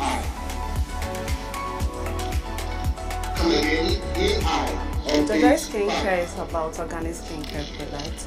We have the African black soap, we have the shea butter, and we have the shea body oil. It was actually becoming a demand with the increase of skin treatment, so I decided to go into producing organic skincare products that are effective but affordable. The road in this journey has been smooth. I faced financial challenges. I face challenges in my production. I have a very small space, so when there is a higher demand, storing them becomes a challenge, and also skilled labor is also a challenge.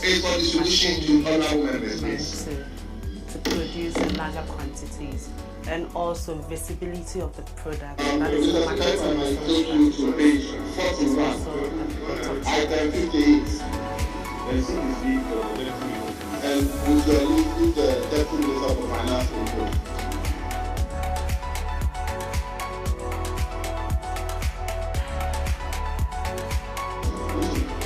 I need financial support, I need mentorship and guidance, and I need support with the experts on the panel. I know I'm going to learn a lot because there is a sales expert, there is a finance expert, and the host itself is a legal expert. So I'm expected to learn so many things across this field. Not exceeding 500,000 Ghana cedis, and expend a zero rate value-added tax on African textile prints. Welcome back from the break, viewers, and today, like I said earlier, we have Jojo Skincare with us on Business Compass. So Jennifer, tell us, how did you come up with this idea? Okay, so Jojo Skincare is an organic skincare brand. The name Jojo means perfect, which is a local name in one of our Ghanaian local dialects. That is our I so move, Mr. Speaker. So this whole idea started in 2017 when I was about to complete my national service. Thank you, Mrs. Speaker. I rise to second the motion and the process present your committee's report. So having a conversation with my colleagues, we all thinking on the motion as a national service. Yes, we didn't want to join the graduate student unemployment association. We are all trying to get something to do for ourselves. So I identified one problem, which was the increase in skill bleaching. So I wanted to join hands against the campaign on skill bleaching. So I looked around and I looked at myself. I do get compliments on all my last time. So why don't I do something that is me representing the brand or the business? That is why I went into organic skincare production. So you did this for two good reasons: to solve a problem you're noticing in society, and also to create employment for yourself and hopefully other people. That's brilliant. And so you started this in 2017. What's your vision for Jojo?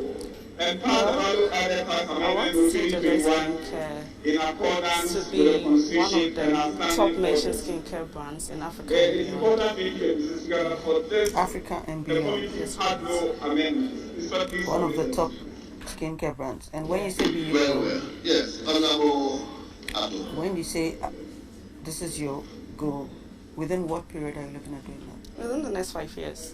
Thank you, Mr. Speaker. Mr. Speaker, 5 years? it has become like a Children ritual. is going to be top. Almost mentioned all the time. Well, I don't know about top Every mention. How about single top tax policy you just want to be mentioned, or you want to be this side of the House has been speaking Mention against. increase sales, you know, It when I'm goes being not heard. necessarily. and it comes back and they change their to position. be mentioned for bad? Mr. Speaker, what am I saying so? Okay. In the early You heard 2017, Jennifer's vision. What do you think? the Honorable Minister responsible for finance I forgot. We appeared before us some of it and has said to us that beautifully put together. there is a need for government to exempt And so this is all retailers and chemicals. wholesalers Absolutely from no the chemicals. entire 17.5% Yes, please. and to give them a flat rate of 3%. The Speaker, we on this side of the House argue that that policy will in Unfortunately, fact because of mask and shield. bring about non-compliance. I'm sure the scientists are saying everything is a chemical. To the extent that So why is if it you no have a chemical? company I that guess is a the wholesaler thinking is that and you are exempting them from not paying too much process the full or back not flat process. rate, not only that, but most importantly, you are deciding to exempt them from the accounting It is of the VAT basically system. share butter, The Speaker, share base, for me, I believe that this is not the So first that's time it. I'm Your seeing this product range is administration based coming on back to share. revert what we Currently, criticized. Okay, no, that's fine. And We African criticized black soap. the luxury vehicle tax. We told them that it will not stand the test of time. Wait, Yes, so tell us it has to how come back you and started. move. Did you So they can, encounter when they financial introduce difficulties? How did the you 40% income tax rate, we criticized it again. They did not listen to us. They went back to implement it and they came back to remove it. I'm not surprised that they come back again to remove this very thing that we criticized some years ago, 5 social years media ago. challenge. The Speaker, what surprised me is that they are saying that as a result of government changing But the let's accounting go back. system Let's take by that allowing back them to to what account we're for the talking full about. VAT rate, What they are was going to get the more challenge revenue. and The how Speaker, to this solve it vindicates and our how to position do it. that particular VAT So the first that time they I was allowed financial wholesalers So how to do you pay find a the flat rate I was started rather with my national service. detrimental to the revenue That collection. is, it's a small, So I'm it's a surprised small that they keep on saying I that just bought some it is 2 really buckets going of to be shea compliant butter and it's going to support and I compliance started to a me. mix The in Speaker is the opposite. That's how I wish to say that. In the same vein today, by close of day, we will criticize and oppose electronic But transfer as you now and I started, hope they listen you to now have us. to start thinking Otherwise, about the they will go back packaging, labeling, and then it will fail and they will come back and remove it. Thank you, Mr. It Speaker. is really a tough one. Very, very tough. You know, looking at the market, there are always competitors coming in, or new enterprises coming in this line of professional industry. So you always have to think about branding, packaging, to stand out. So it is really, really difficult. Would you say it's a Those congested against the motion market? say There are a lot no. of people doing the same thing. Yes. Honourable members, the How ayes is yours have it. different? I think what makes my unique is one, I deliver quality, effective and affordable organic skincare products. And extend the value-added tax zero rate That's to what makes me African textile unique. prints And I think my packaging also, by a the period of 2 years. Distinctive. Yeah. Is it eco-friendly? Yeah, you can use it. Oh, how does that The work? value-added so tax amendment bill Yeah, there is a packet for 2021 refill, and also is read. you can use the butter or even the body oil as a decorative piece. Yeah, the one with the bamboo lid. After use, you can put your makeup brush. It's read the second time. Oh, so you try to find other uses for it. Okay. So you're upcycling. Yes, please. Oh, cool. Yes. Okay. I think Petra would have a lot to say. Very interesting. But you also mentioned, so you said two Speaker, very I interesting think- things that just piqued my interest. You said packaging and branding so you can stand out. You also mentioned that you had a social media problem, but I want to go back to packaging and branding. And they will deal with the social media. Yes. Because in you talking about it, I actually wanted you to clarify, when you say packaging and branding to stand out, are you just referring to how nice it looks, or is there something else? With the packaging and branding, Mr. Speaker, I'd like to know the non-standard provisions of Samuel I think it comes in two different ways.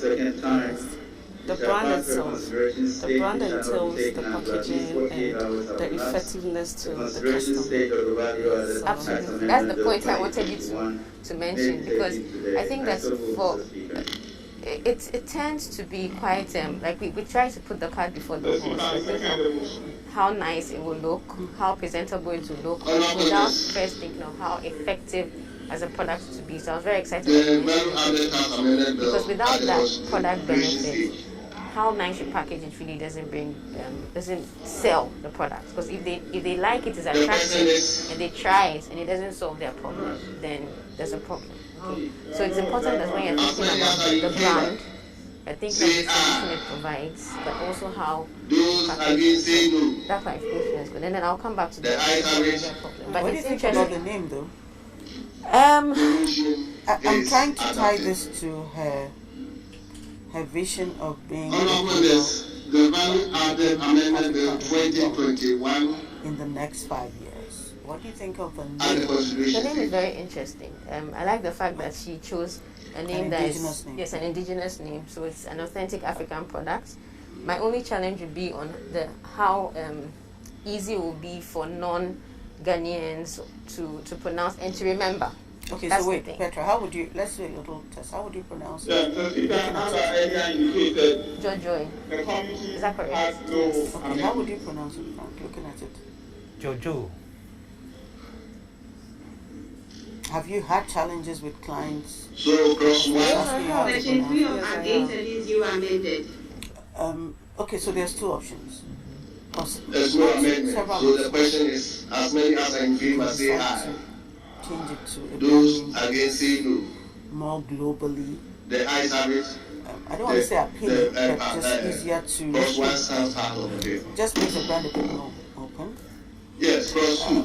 Second schedule to Act 8 it's a challenge because you're also selling a story about Africa and authenticity. So if you decide to do a marketing thing and stick it and carry out that so the question is, as many cross two stands out of the bill. Can help you use that many as in favor say aye. As a branding those against say no. And a marketing tool. The ayes have it. So cross two stands out. Then it becomes like you write it the way it, and then also write now, it the way it is pronounced.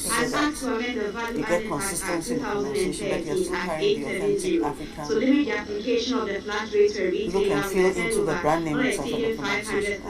So instead of just thinking about changing it, I would advise you can actually decide to just put the name as it is pronounced under here.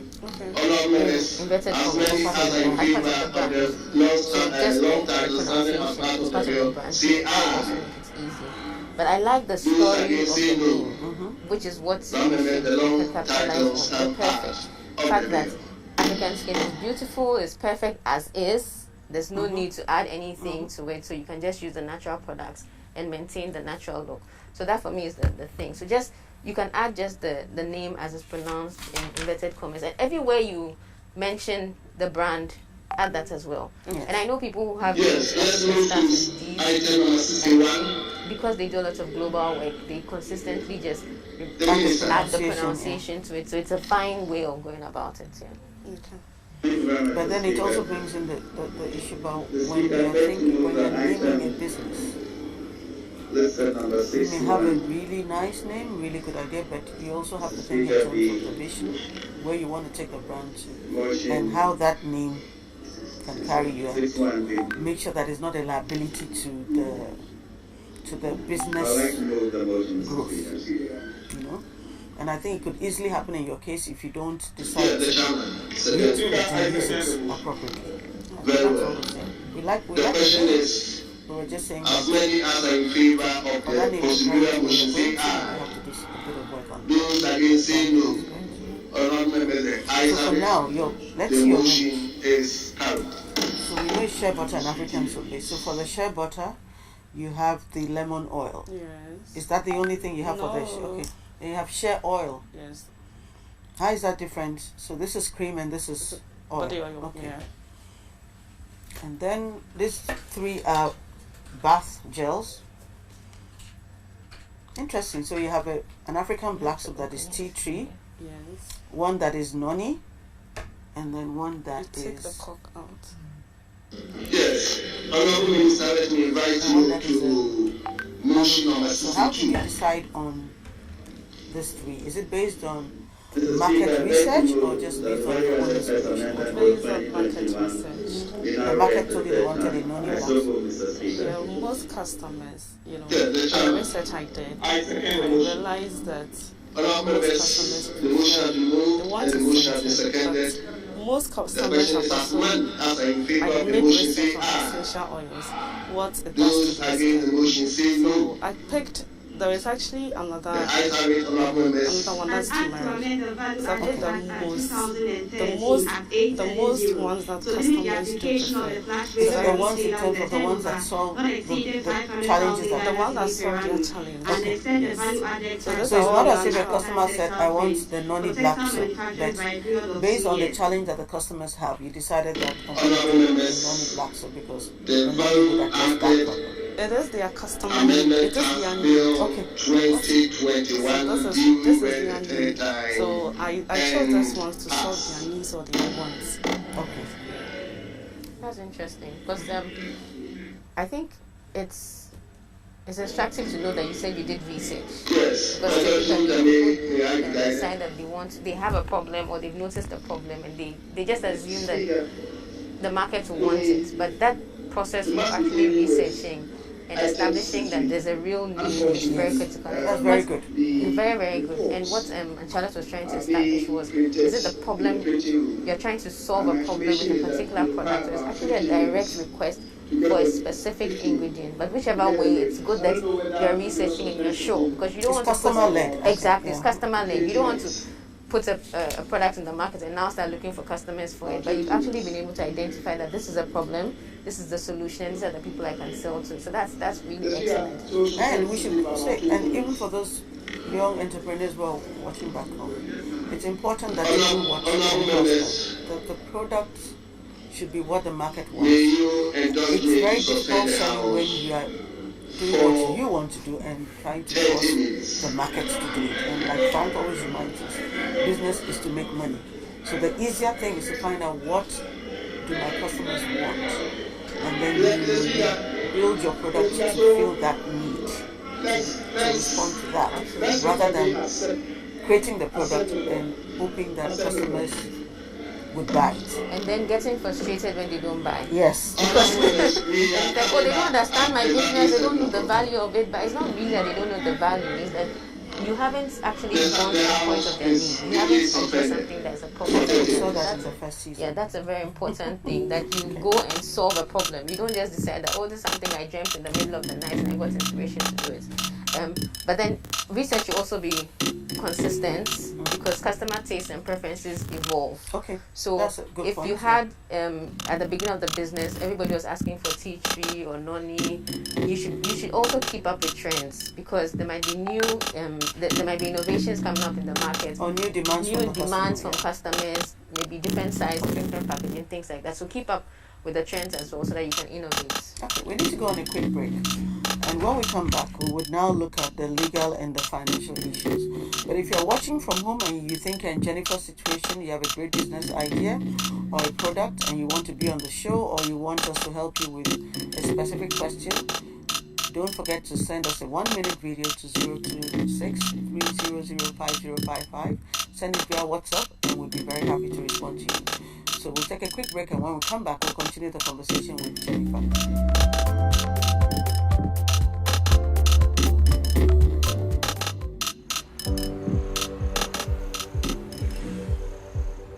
Immediately the product was actually introduced to me, I wanted to get on it, and that was the Gold Check account. Guys, this has actually changed my business. So on the First National Bank app, you have a business toolkit that gives you all the information that you need to run your business. And whatever employees you have, they're always ready to answer. And that makes life very easy for me. And you have the income tax that helps you access every transaction that takes place or happens. Now, point of sale terminal. Good evening and welcome to tonight's edition of The Probe. It was built to be a meeting of delegates at which important amendments to the constitution of the NPP will be carried. But after hours of speeches and bars, the party decided to defer the proposed amendments to its National Council, and that's what happened at the end of the day. Well, 38 key proposals, amongst them a proposal to elect the party's flag bearer 2 years before the general election, and a proposal to significantly expand the party's electoral college by allowing all card-bearing members of the party vote. The race for who leads the party to the 2024 election was also in full swing, although subtle. When Vice President Mahmoud Bawumia tipped as one of the leading candidates spoke, it was more like a campaign platform in what some have claimed is giving him unfair advantage over other political candidates. Some have even said that this whole Congress may have been organized just for him.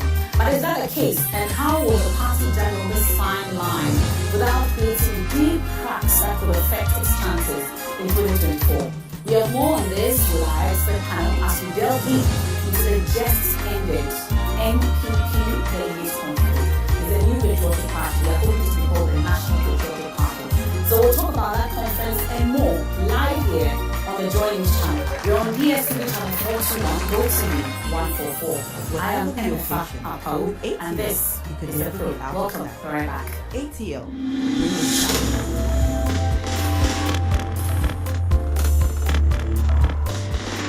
Welcome back. We're still on Business Compass, and this week we're talking to Joyce Care.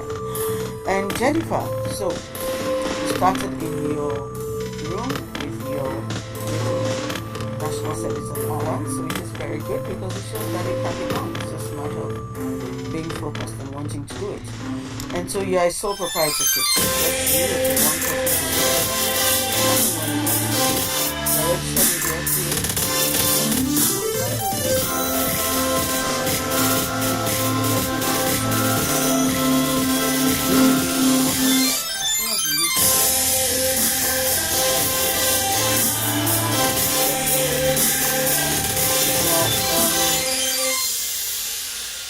You have how many employees? I currently have 2 employees. 2 employees, okay. So if we asked you how many? It's my non-touching, okay? It's my caliber non touch it, okay? Don't worry, darling. I won't touch your caliber, okay? Okay. Which one? I think I sold more of the turmeric. You sold more of the turmeric. Yeah. So are you tracking so you know which ones are outselling the other ones? Yes, and how many of your share? I sold 50 of the butter and I sold 80 of the butter. Okay. Now, how did that compare to last year? Natural fruit juice drink. This advertisement has been vetted and approved by the FDA. This December, Samini will ignite a fire that cannot be quenched. Where will you be when the true king of African dancehall takes GH on a journey into decades of showmanship? The Child of the Year beckons as Image Bureau and Samini Music presents the Samini Experience Concert.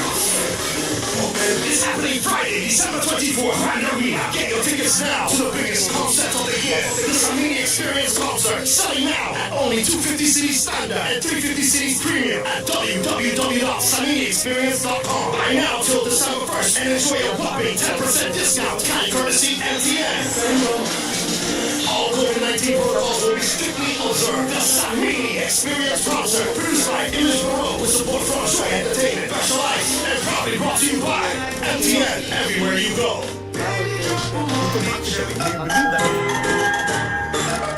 And the challenge is that you use bamboo packaging. So why isn't plastic a challenge? Because you're not the only one using plastic packaging. So was it that they claimed that the bamboo was proprietary to them? Like they own it, they own the idea? Yeah, that was not the came.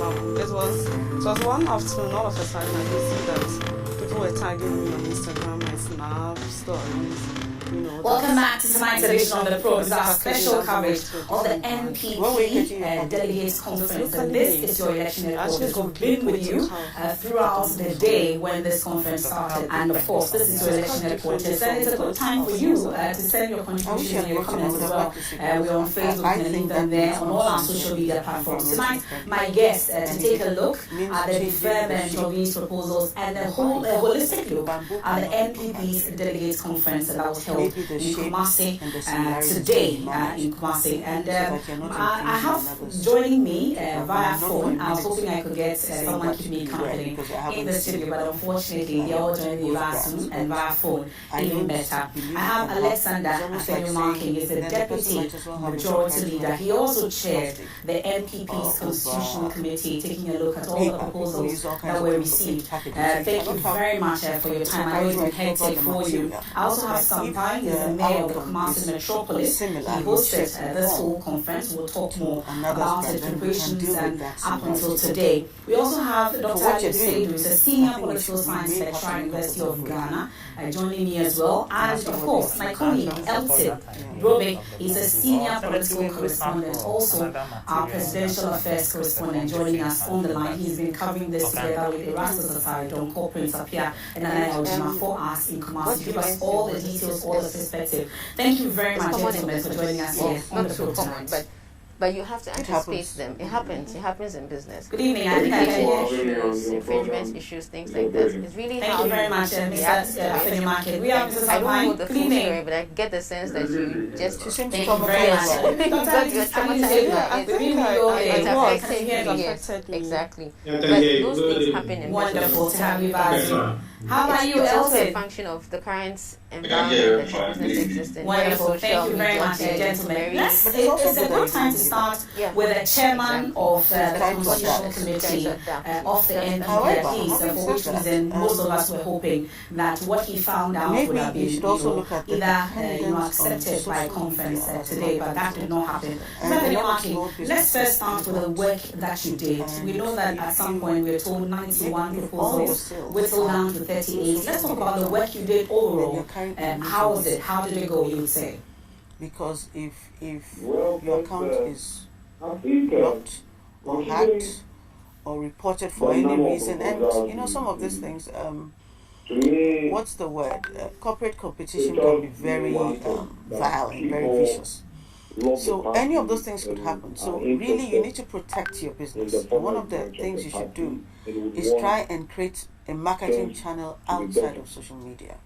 So even if it is a WhatsApp group with your call customers or developing customers outside the social media, we're assuming everybody's on social media, some people are not. So also start breaking that dependence on social media so that if something like that happens, your market, at least your income channels, some are protected. It's a major risk, and we've seen a lot of businesses ruined through social media attacks. And then do the you have other other thing channels aside social media? Currently, no. And then there's because also I was using Instagram as my niche market. Yeah, so as your main tool. Yes, my main tool. So I think the challenge for your for small young business owners is also that Instagram is where you guys live. So your personality, your life, your livelihood, your identity, everything is there. And anytime something happens, you feel like the world has come to an end. But there is a world outside of Instagram. Okay, there's a world outside Instagram. And there's a world beyond what people say about you negatively on Instagram. So really, I'm thinking that if you had stepped back a bit and just allowed things to play out differently, you might have not had to change your whole identity. But you can revisit it later.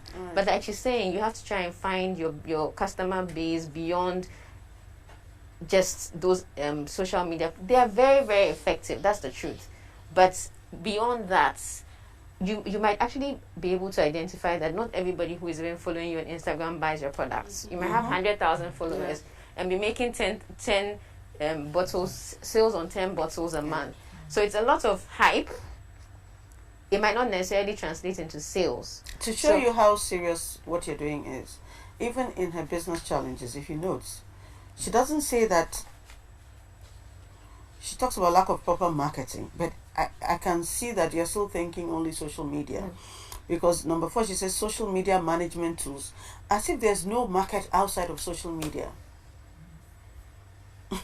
So it's really a very broad scope of things that you can do to get your products out there beyond just Instagram. Okay, Instagram is good, but think about it as well. You can sell to an audience outside of that space. Can we make a few suggestions for her? That maybe that would help. So you have amazing products like this. Have you tried selling to hotels?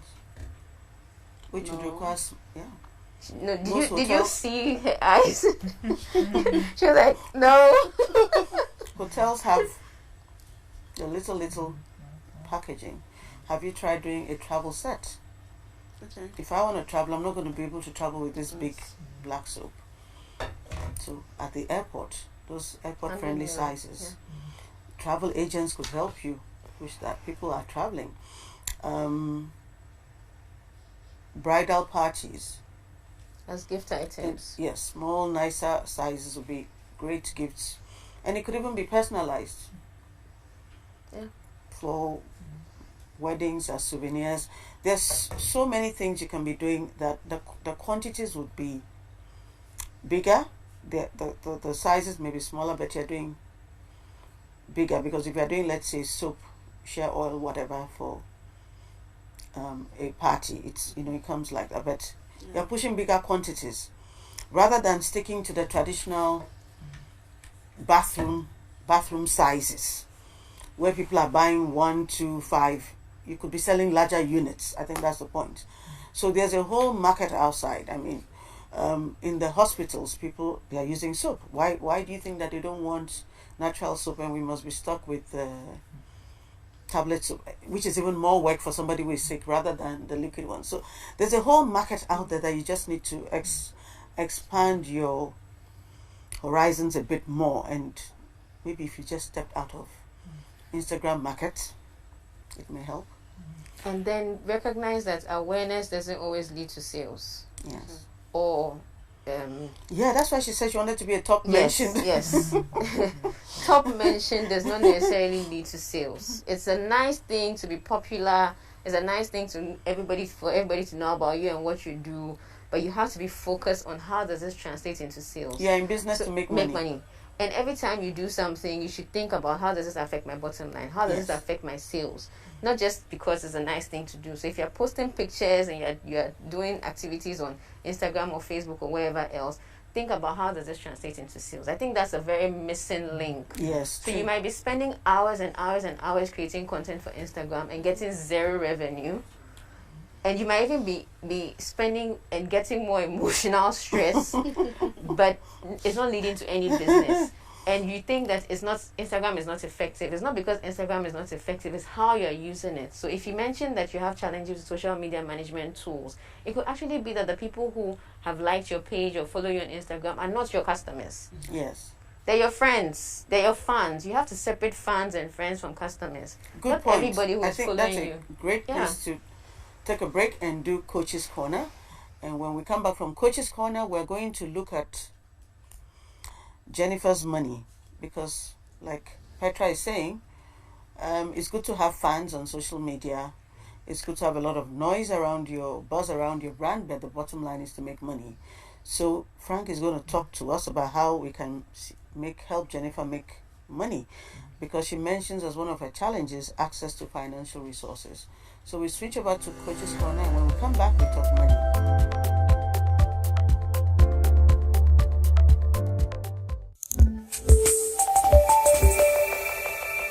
Hello, it's a joy to be with you again with Coach's Corner on Business Compass. I am Coach Bell. Tonight's tip is on mentorship. Sometimes you're scared to look like an ignorant person because you think your question may be stupid. But what you fail to realize is that the answer to that question can help you to get to where you want to go. Why are you so scared of looking like you don't know something? It is much better to accept that you didn't know something and try and find out the answer than to act like you do know when you don't. Never be afraid to ask questions. Mentorship is about admitting your limitation and seeking guidance from someone with the knowledge, experience, and expertise. The key here is to be the one who asks all the questions. No matter how stupid you think those are, your goal is to learn. It saves you a lot of time and trouble. Mix and mingle with the best. Join a business social network or group. You never know what valuable contacts you could make there or what new industry practice you could pick up. Seek mentorship. It will make you wiser. Before I go, let me leave you with this proverb from China. He who asks a question is a fool for 5 minutes. He who does not ask a question remains a fool forever. See you again soon.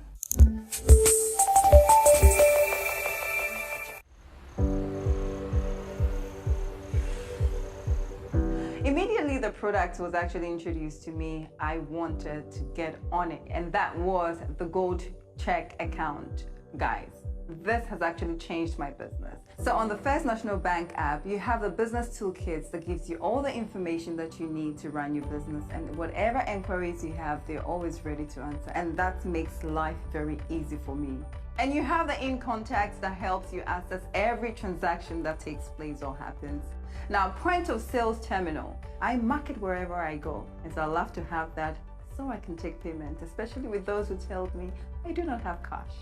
A bank that understands that you can start life all over again or start a business from scratch. Very keen on running it and making sure that you grow to the core. It's one you should look out for. My name is Jifa Bekwe, the CEO of Jifa Gray Creations. I recommend that you sign up to the Gold Check account from First National Bank for a great banking experience.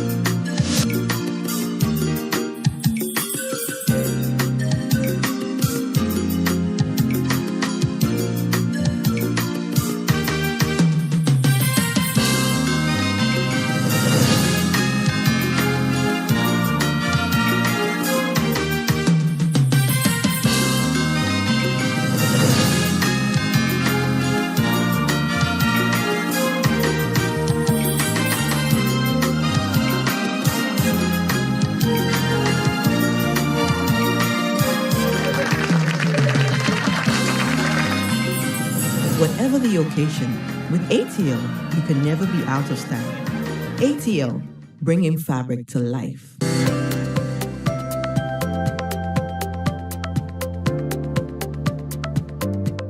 Welcome back from Coach's Corner, and we're still here in the studio with Joy Skin Care, and we're going to explore how we can help Jennifer make money, or at least find access to financial resources, as she puts it. Frank, Jennifer needs money. Yeah. And everybody needs money, but money will come. You have to work at it. So good. You have a great product, but I think from the discussion so far, your challenge has been the channels. You have limited yourself to social media. Yeah, it's an easy channel to make. But I think it's time you go out there, speak to shop owners, and see whether you can get some shops that will be accepting things to sort of sell for you. So the physical traditional sale thing is probably your starting point, while the social media thing is there. And then I don't know whether you would want to do the sales yourself, but you have to set a budget that, every 3-4 days, I want to reach a target of maybe selling 30 units, 40 units, 50 units, and challenge yourself to do that. If it means you must get a salesperson to help you on commission basis, do that. Because the access to finance thing, you must have a proven track record to have done the business successfully before any investor will bring monies in. So once you've been able to start, you need to penetrate the market a bit. And then once you can show a very good sales record, you'll be able to attract the needed investment. Because looking at your number, you're saying that between 3 to 2 years, you believe you sold about 50,000 Ghana cedis so far. right? 2 to 3 years. I think that was a mistake. It was a mistake. Yeah. Okay, so it's how much too is big, that? too small. No, it's too big because I had a break last year with my whole challenge, so that's So, outrageous. what's your estimate? My estimate should be 8,000 to 10,000. So if you are looking for an investor, you should even know the number. It's a number you know, and it's a number you should be tracking. And if I ask you maybe end of next year, how much do you expect to make? Do you have an idea? End of next year. End of this, let's say end of this year. End of this year. About 40,000. Above 40,000 It's is a not nice a number. number. No, it's not even a number. Above 40,000, that's not a number. Okay, 40,000. So yeah, so investment That's community sales. That's like sales. precision. Okay, investment community, we want precision because we want you to Can be a have moving an target. idea, and then it should be challenging enough. So if you gave me a figure previously of about 30,000-40,000, and you are breaking through a market, I expect to see a more challenging figure, 70,000-80,000. That's your number line I expect to see. Because you see, you are looking first. You say you employ 2 people. Yes, please. You have to employ yourself. You are a graduate. Are you paying yourself? Yes, I'm paying myself. Yeah. Are you happy with your salary? No. Okay. Okay. So Do you want to increase your salary? Yes, I want to. Okay, so you have and to it's sell in your more. hands. You have to sell more. So it means that set targets that are realistic and push to get those targets achieved. That's your first thing. Do that, and in addition to, I think we've spoken at length about keeping your records as much as possible. Do your sales either through a banking system or mobile money platform where you can easily track your sales and be able to have some visibility into your numbers. And then as you have a track record, then you can look for an investor who will come in. Or if you have a banking relationship, then you may need you may ask your bank for help. But before you even approach anybody for help, you should be able to tell me, if I put the money in your business now, so if today I said, I have 50,000, I'm bringing it to your business, what are you going to do with it? Do you have a list of items you invest in? Do you have Jennifer, anything? do you have, or you can have? Do you have? I can have. So you don't have. Yeah. So again, I expect that once investor approaches you, within 30 seconds, you should be able to say, oh, if I need an investment requirement of 100,000, I'm putting 30 into machinery, I'm putting 20 in working capital, I'm putting this into market and distribution. Basically, you should know your business so well it's- that it's at your fingertips. Yes. What you have and what you will do if you got XYZ, you should know it. And what you expect the outcome to be. So if I said I'm putting 100 in and you are using it for X, Y, Z, you should be able to tell me that in about 2 years, I'll be able to repay the 100 and its interest. You know, that's how you assess finance. And you So do know it's- that money always has a price.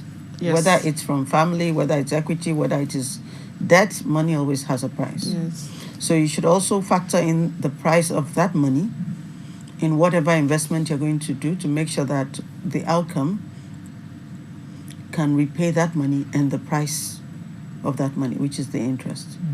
Okay. I just wanted to make a quick comment on the sales issue that Can you Frank tie has that raised. to getting and retaining customers? Because Okay, she perfect, says that's one yes. of her challenges. So you set a target of 40,000 CDs. You need to break that target down into what it means in terms of product sales. So how many bottles do you actually want to sell by when? And I'm saying that because the target has to be realistic. You have to break it down that it makes meaning to you and your team. And that's what will tie into you saying, how are you going to attract customers? So if you want to sell 40,000 CDs worth of product, what does that mean? Okay, where am I going to sell that to? And that will lead you to asking the critical questions of where are my customers? Do I have 100,000 customers on Instagram who can potentially buy 10,000 CDs worth of products? Do I have another segment of customers in hotels? Do I have another segment of customers through travel agents who are traveling? Where are these customers? So that target doesn't become a dream, but it's an actual concrete goal. Okay, so that's a very critical thing. Once you can clarify that and break it down, you might even be able to tell yourself that, okay, 40,000 is too much for 1 year, because I don't have the skill yet, I don't have the team, I don't have the capacity to do this, but I can grow this target over 3 years. But like Frank said, it has to be a target that you are clear on. It's not a wish. So if you just set 40,000 today, go back and think about it. So she has to tie the target, the financial target, to the product itself. Yes.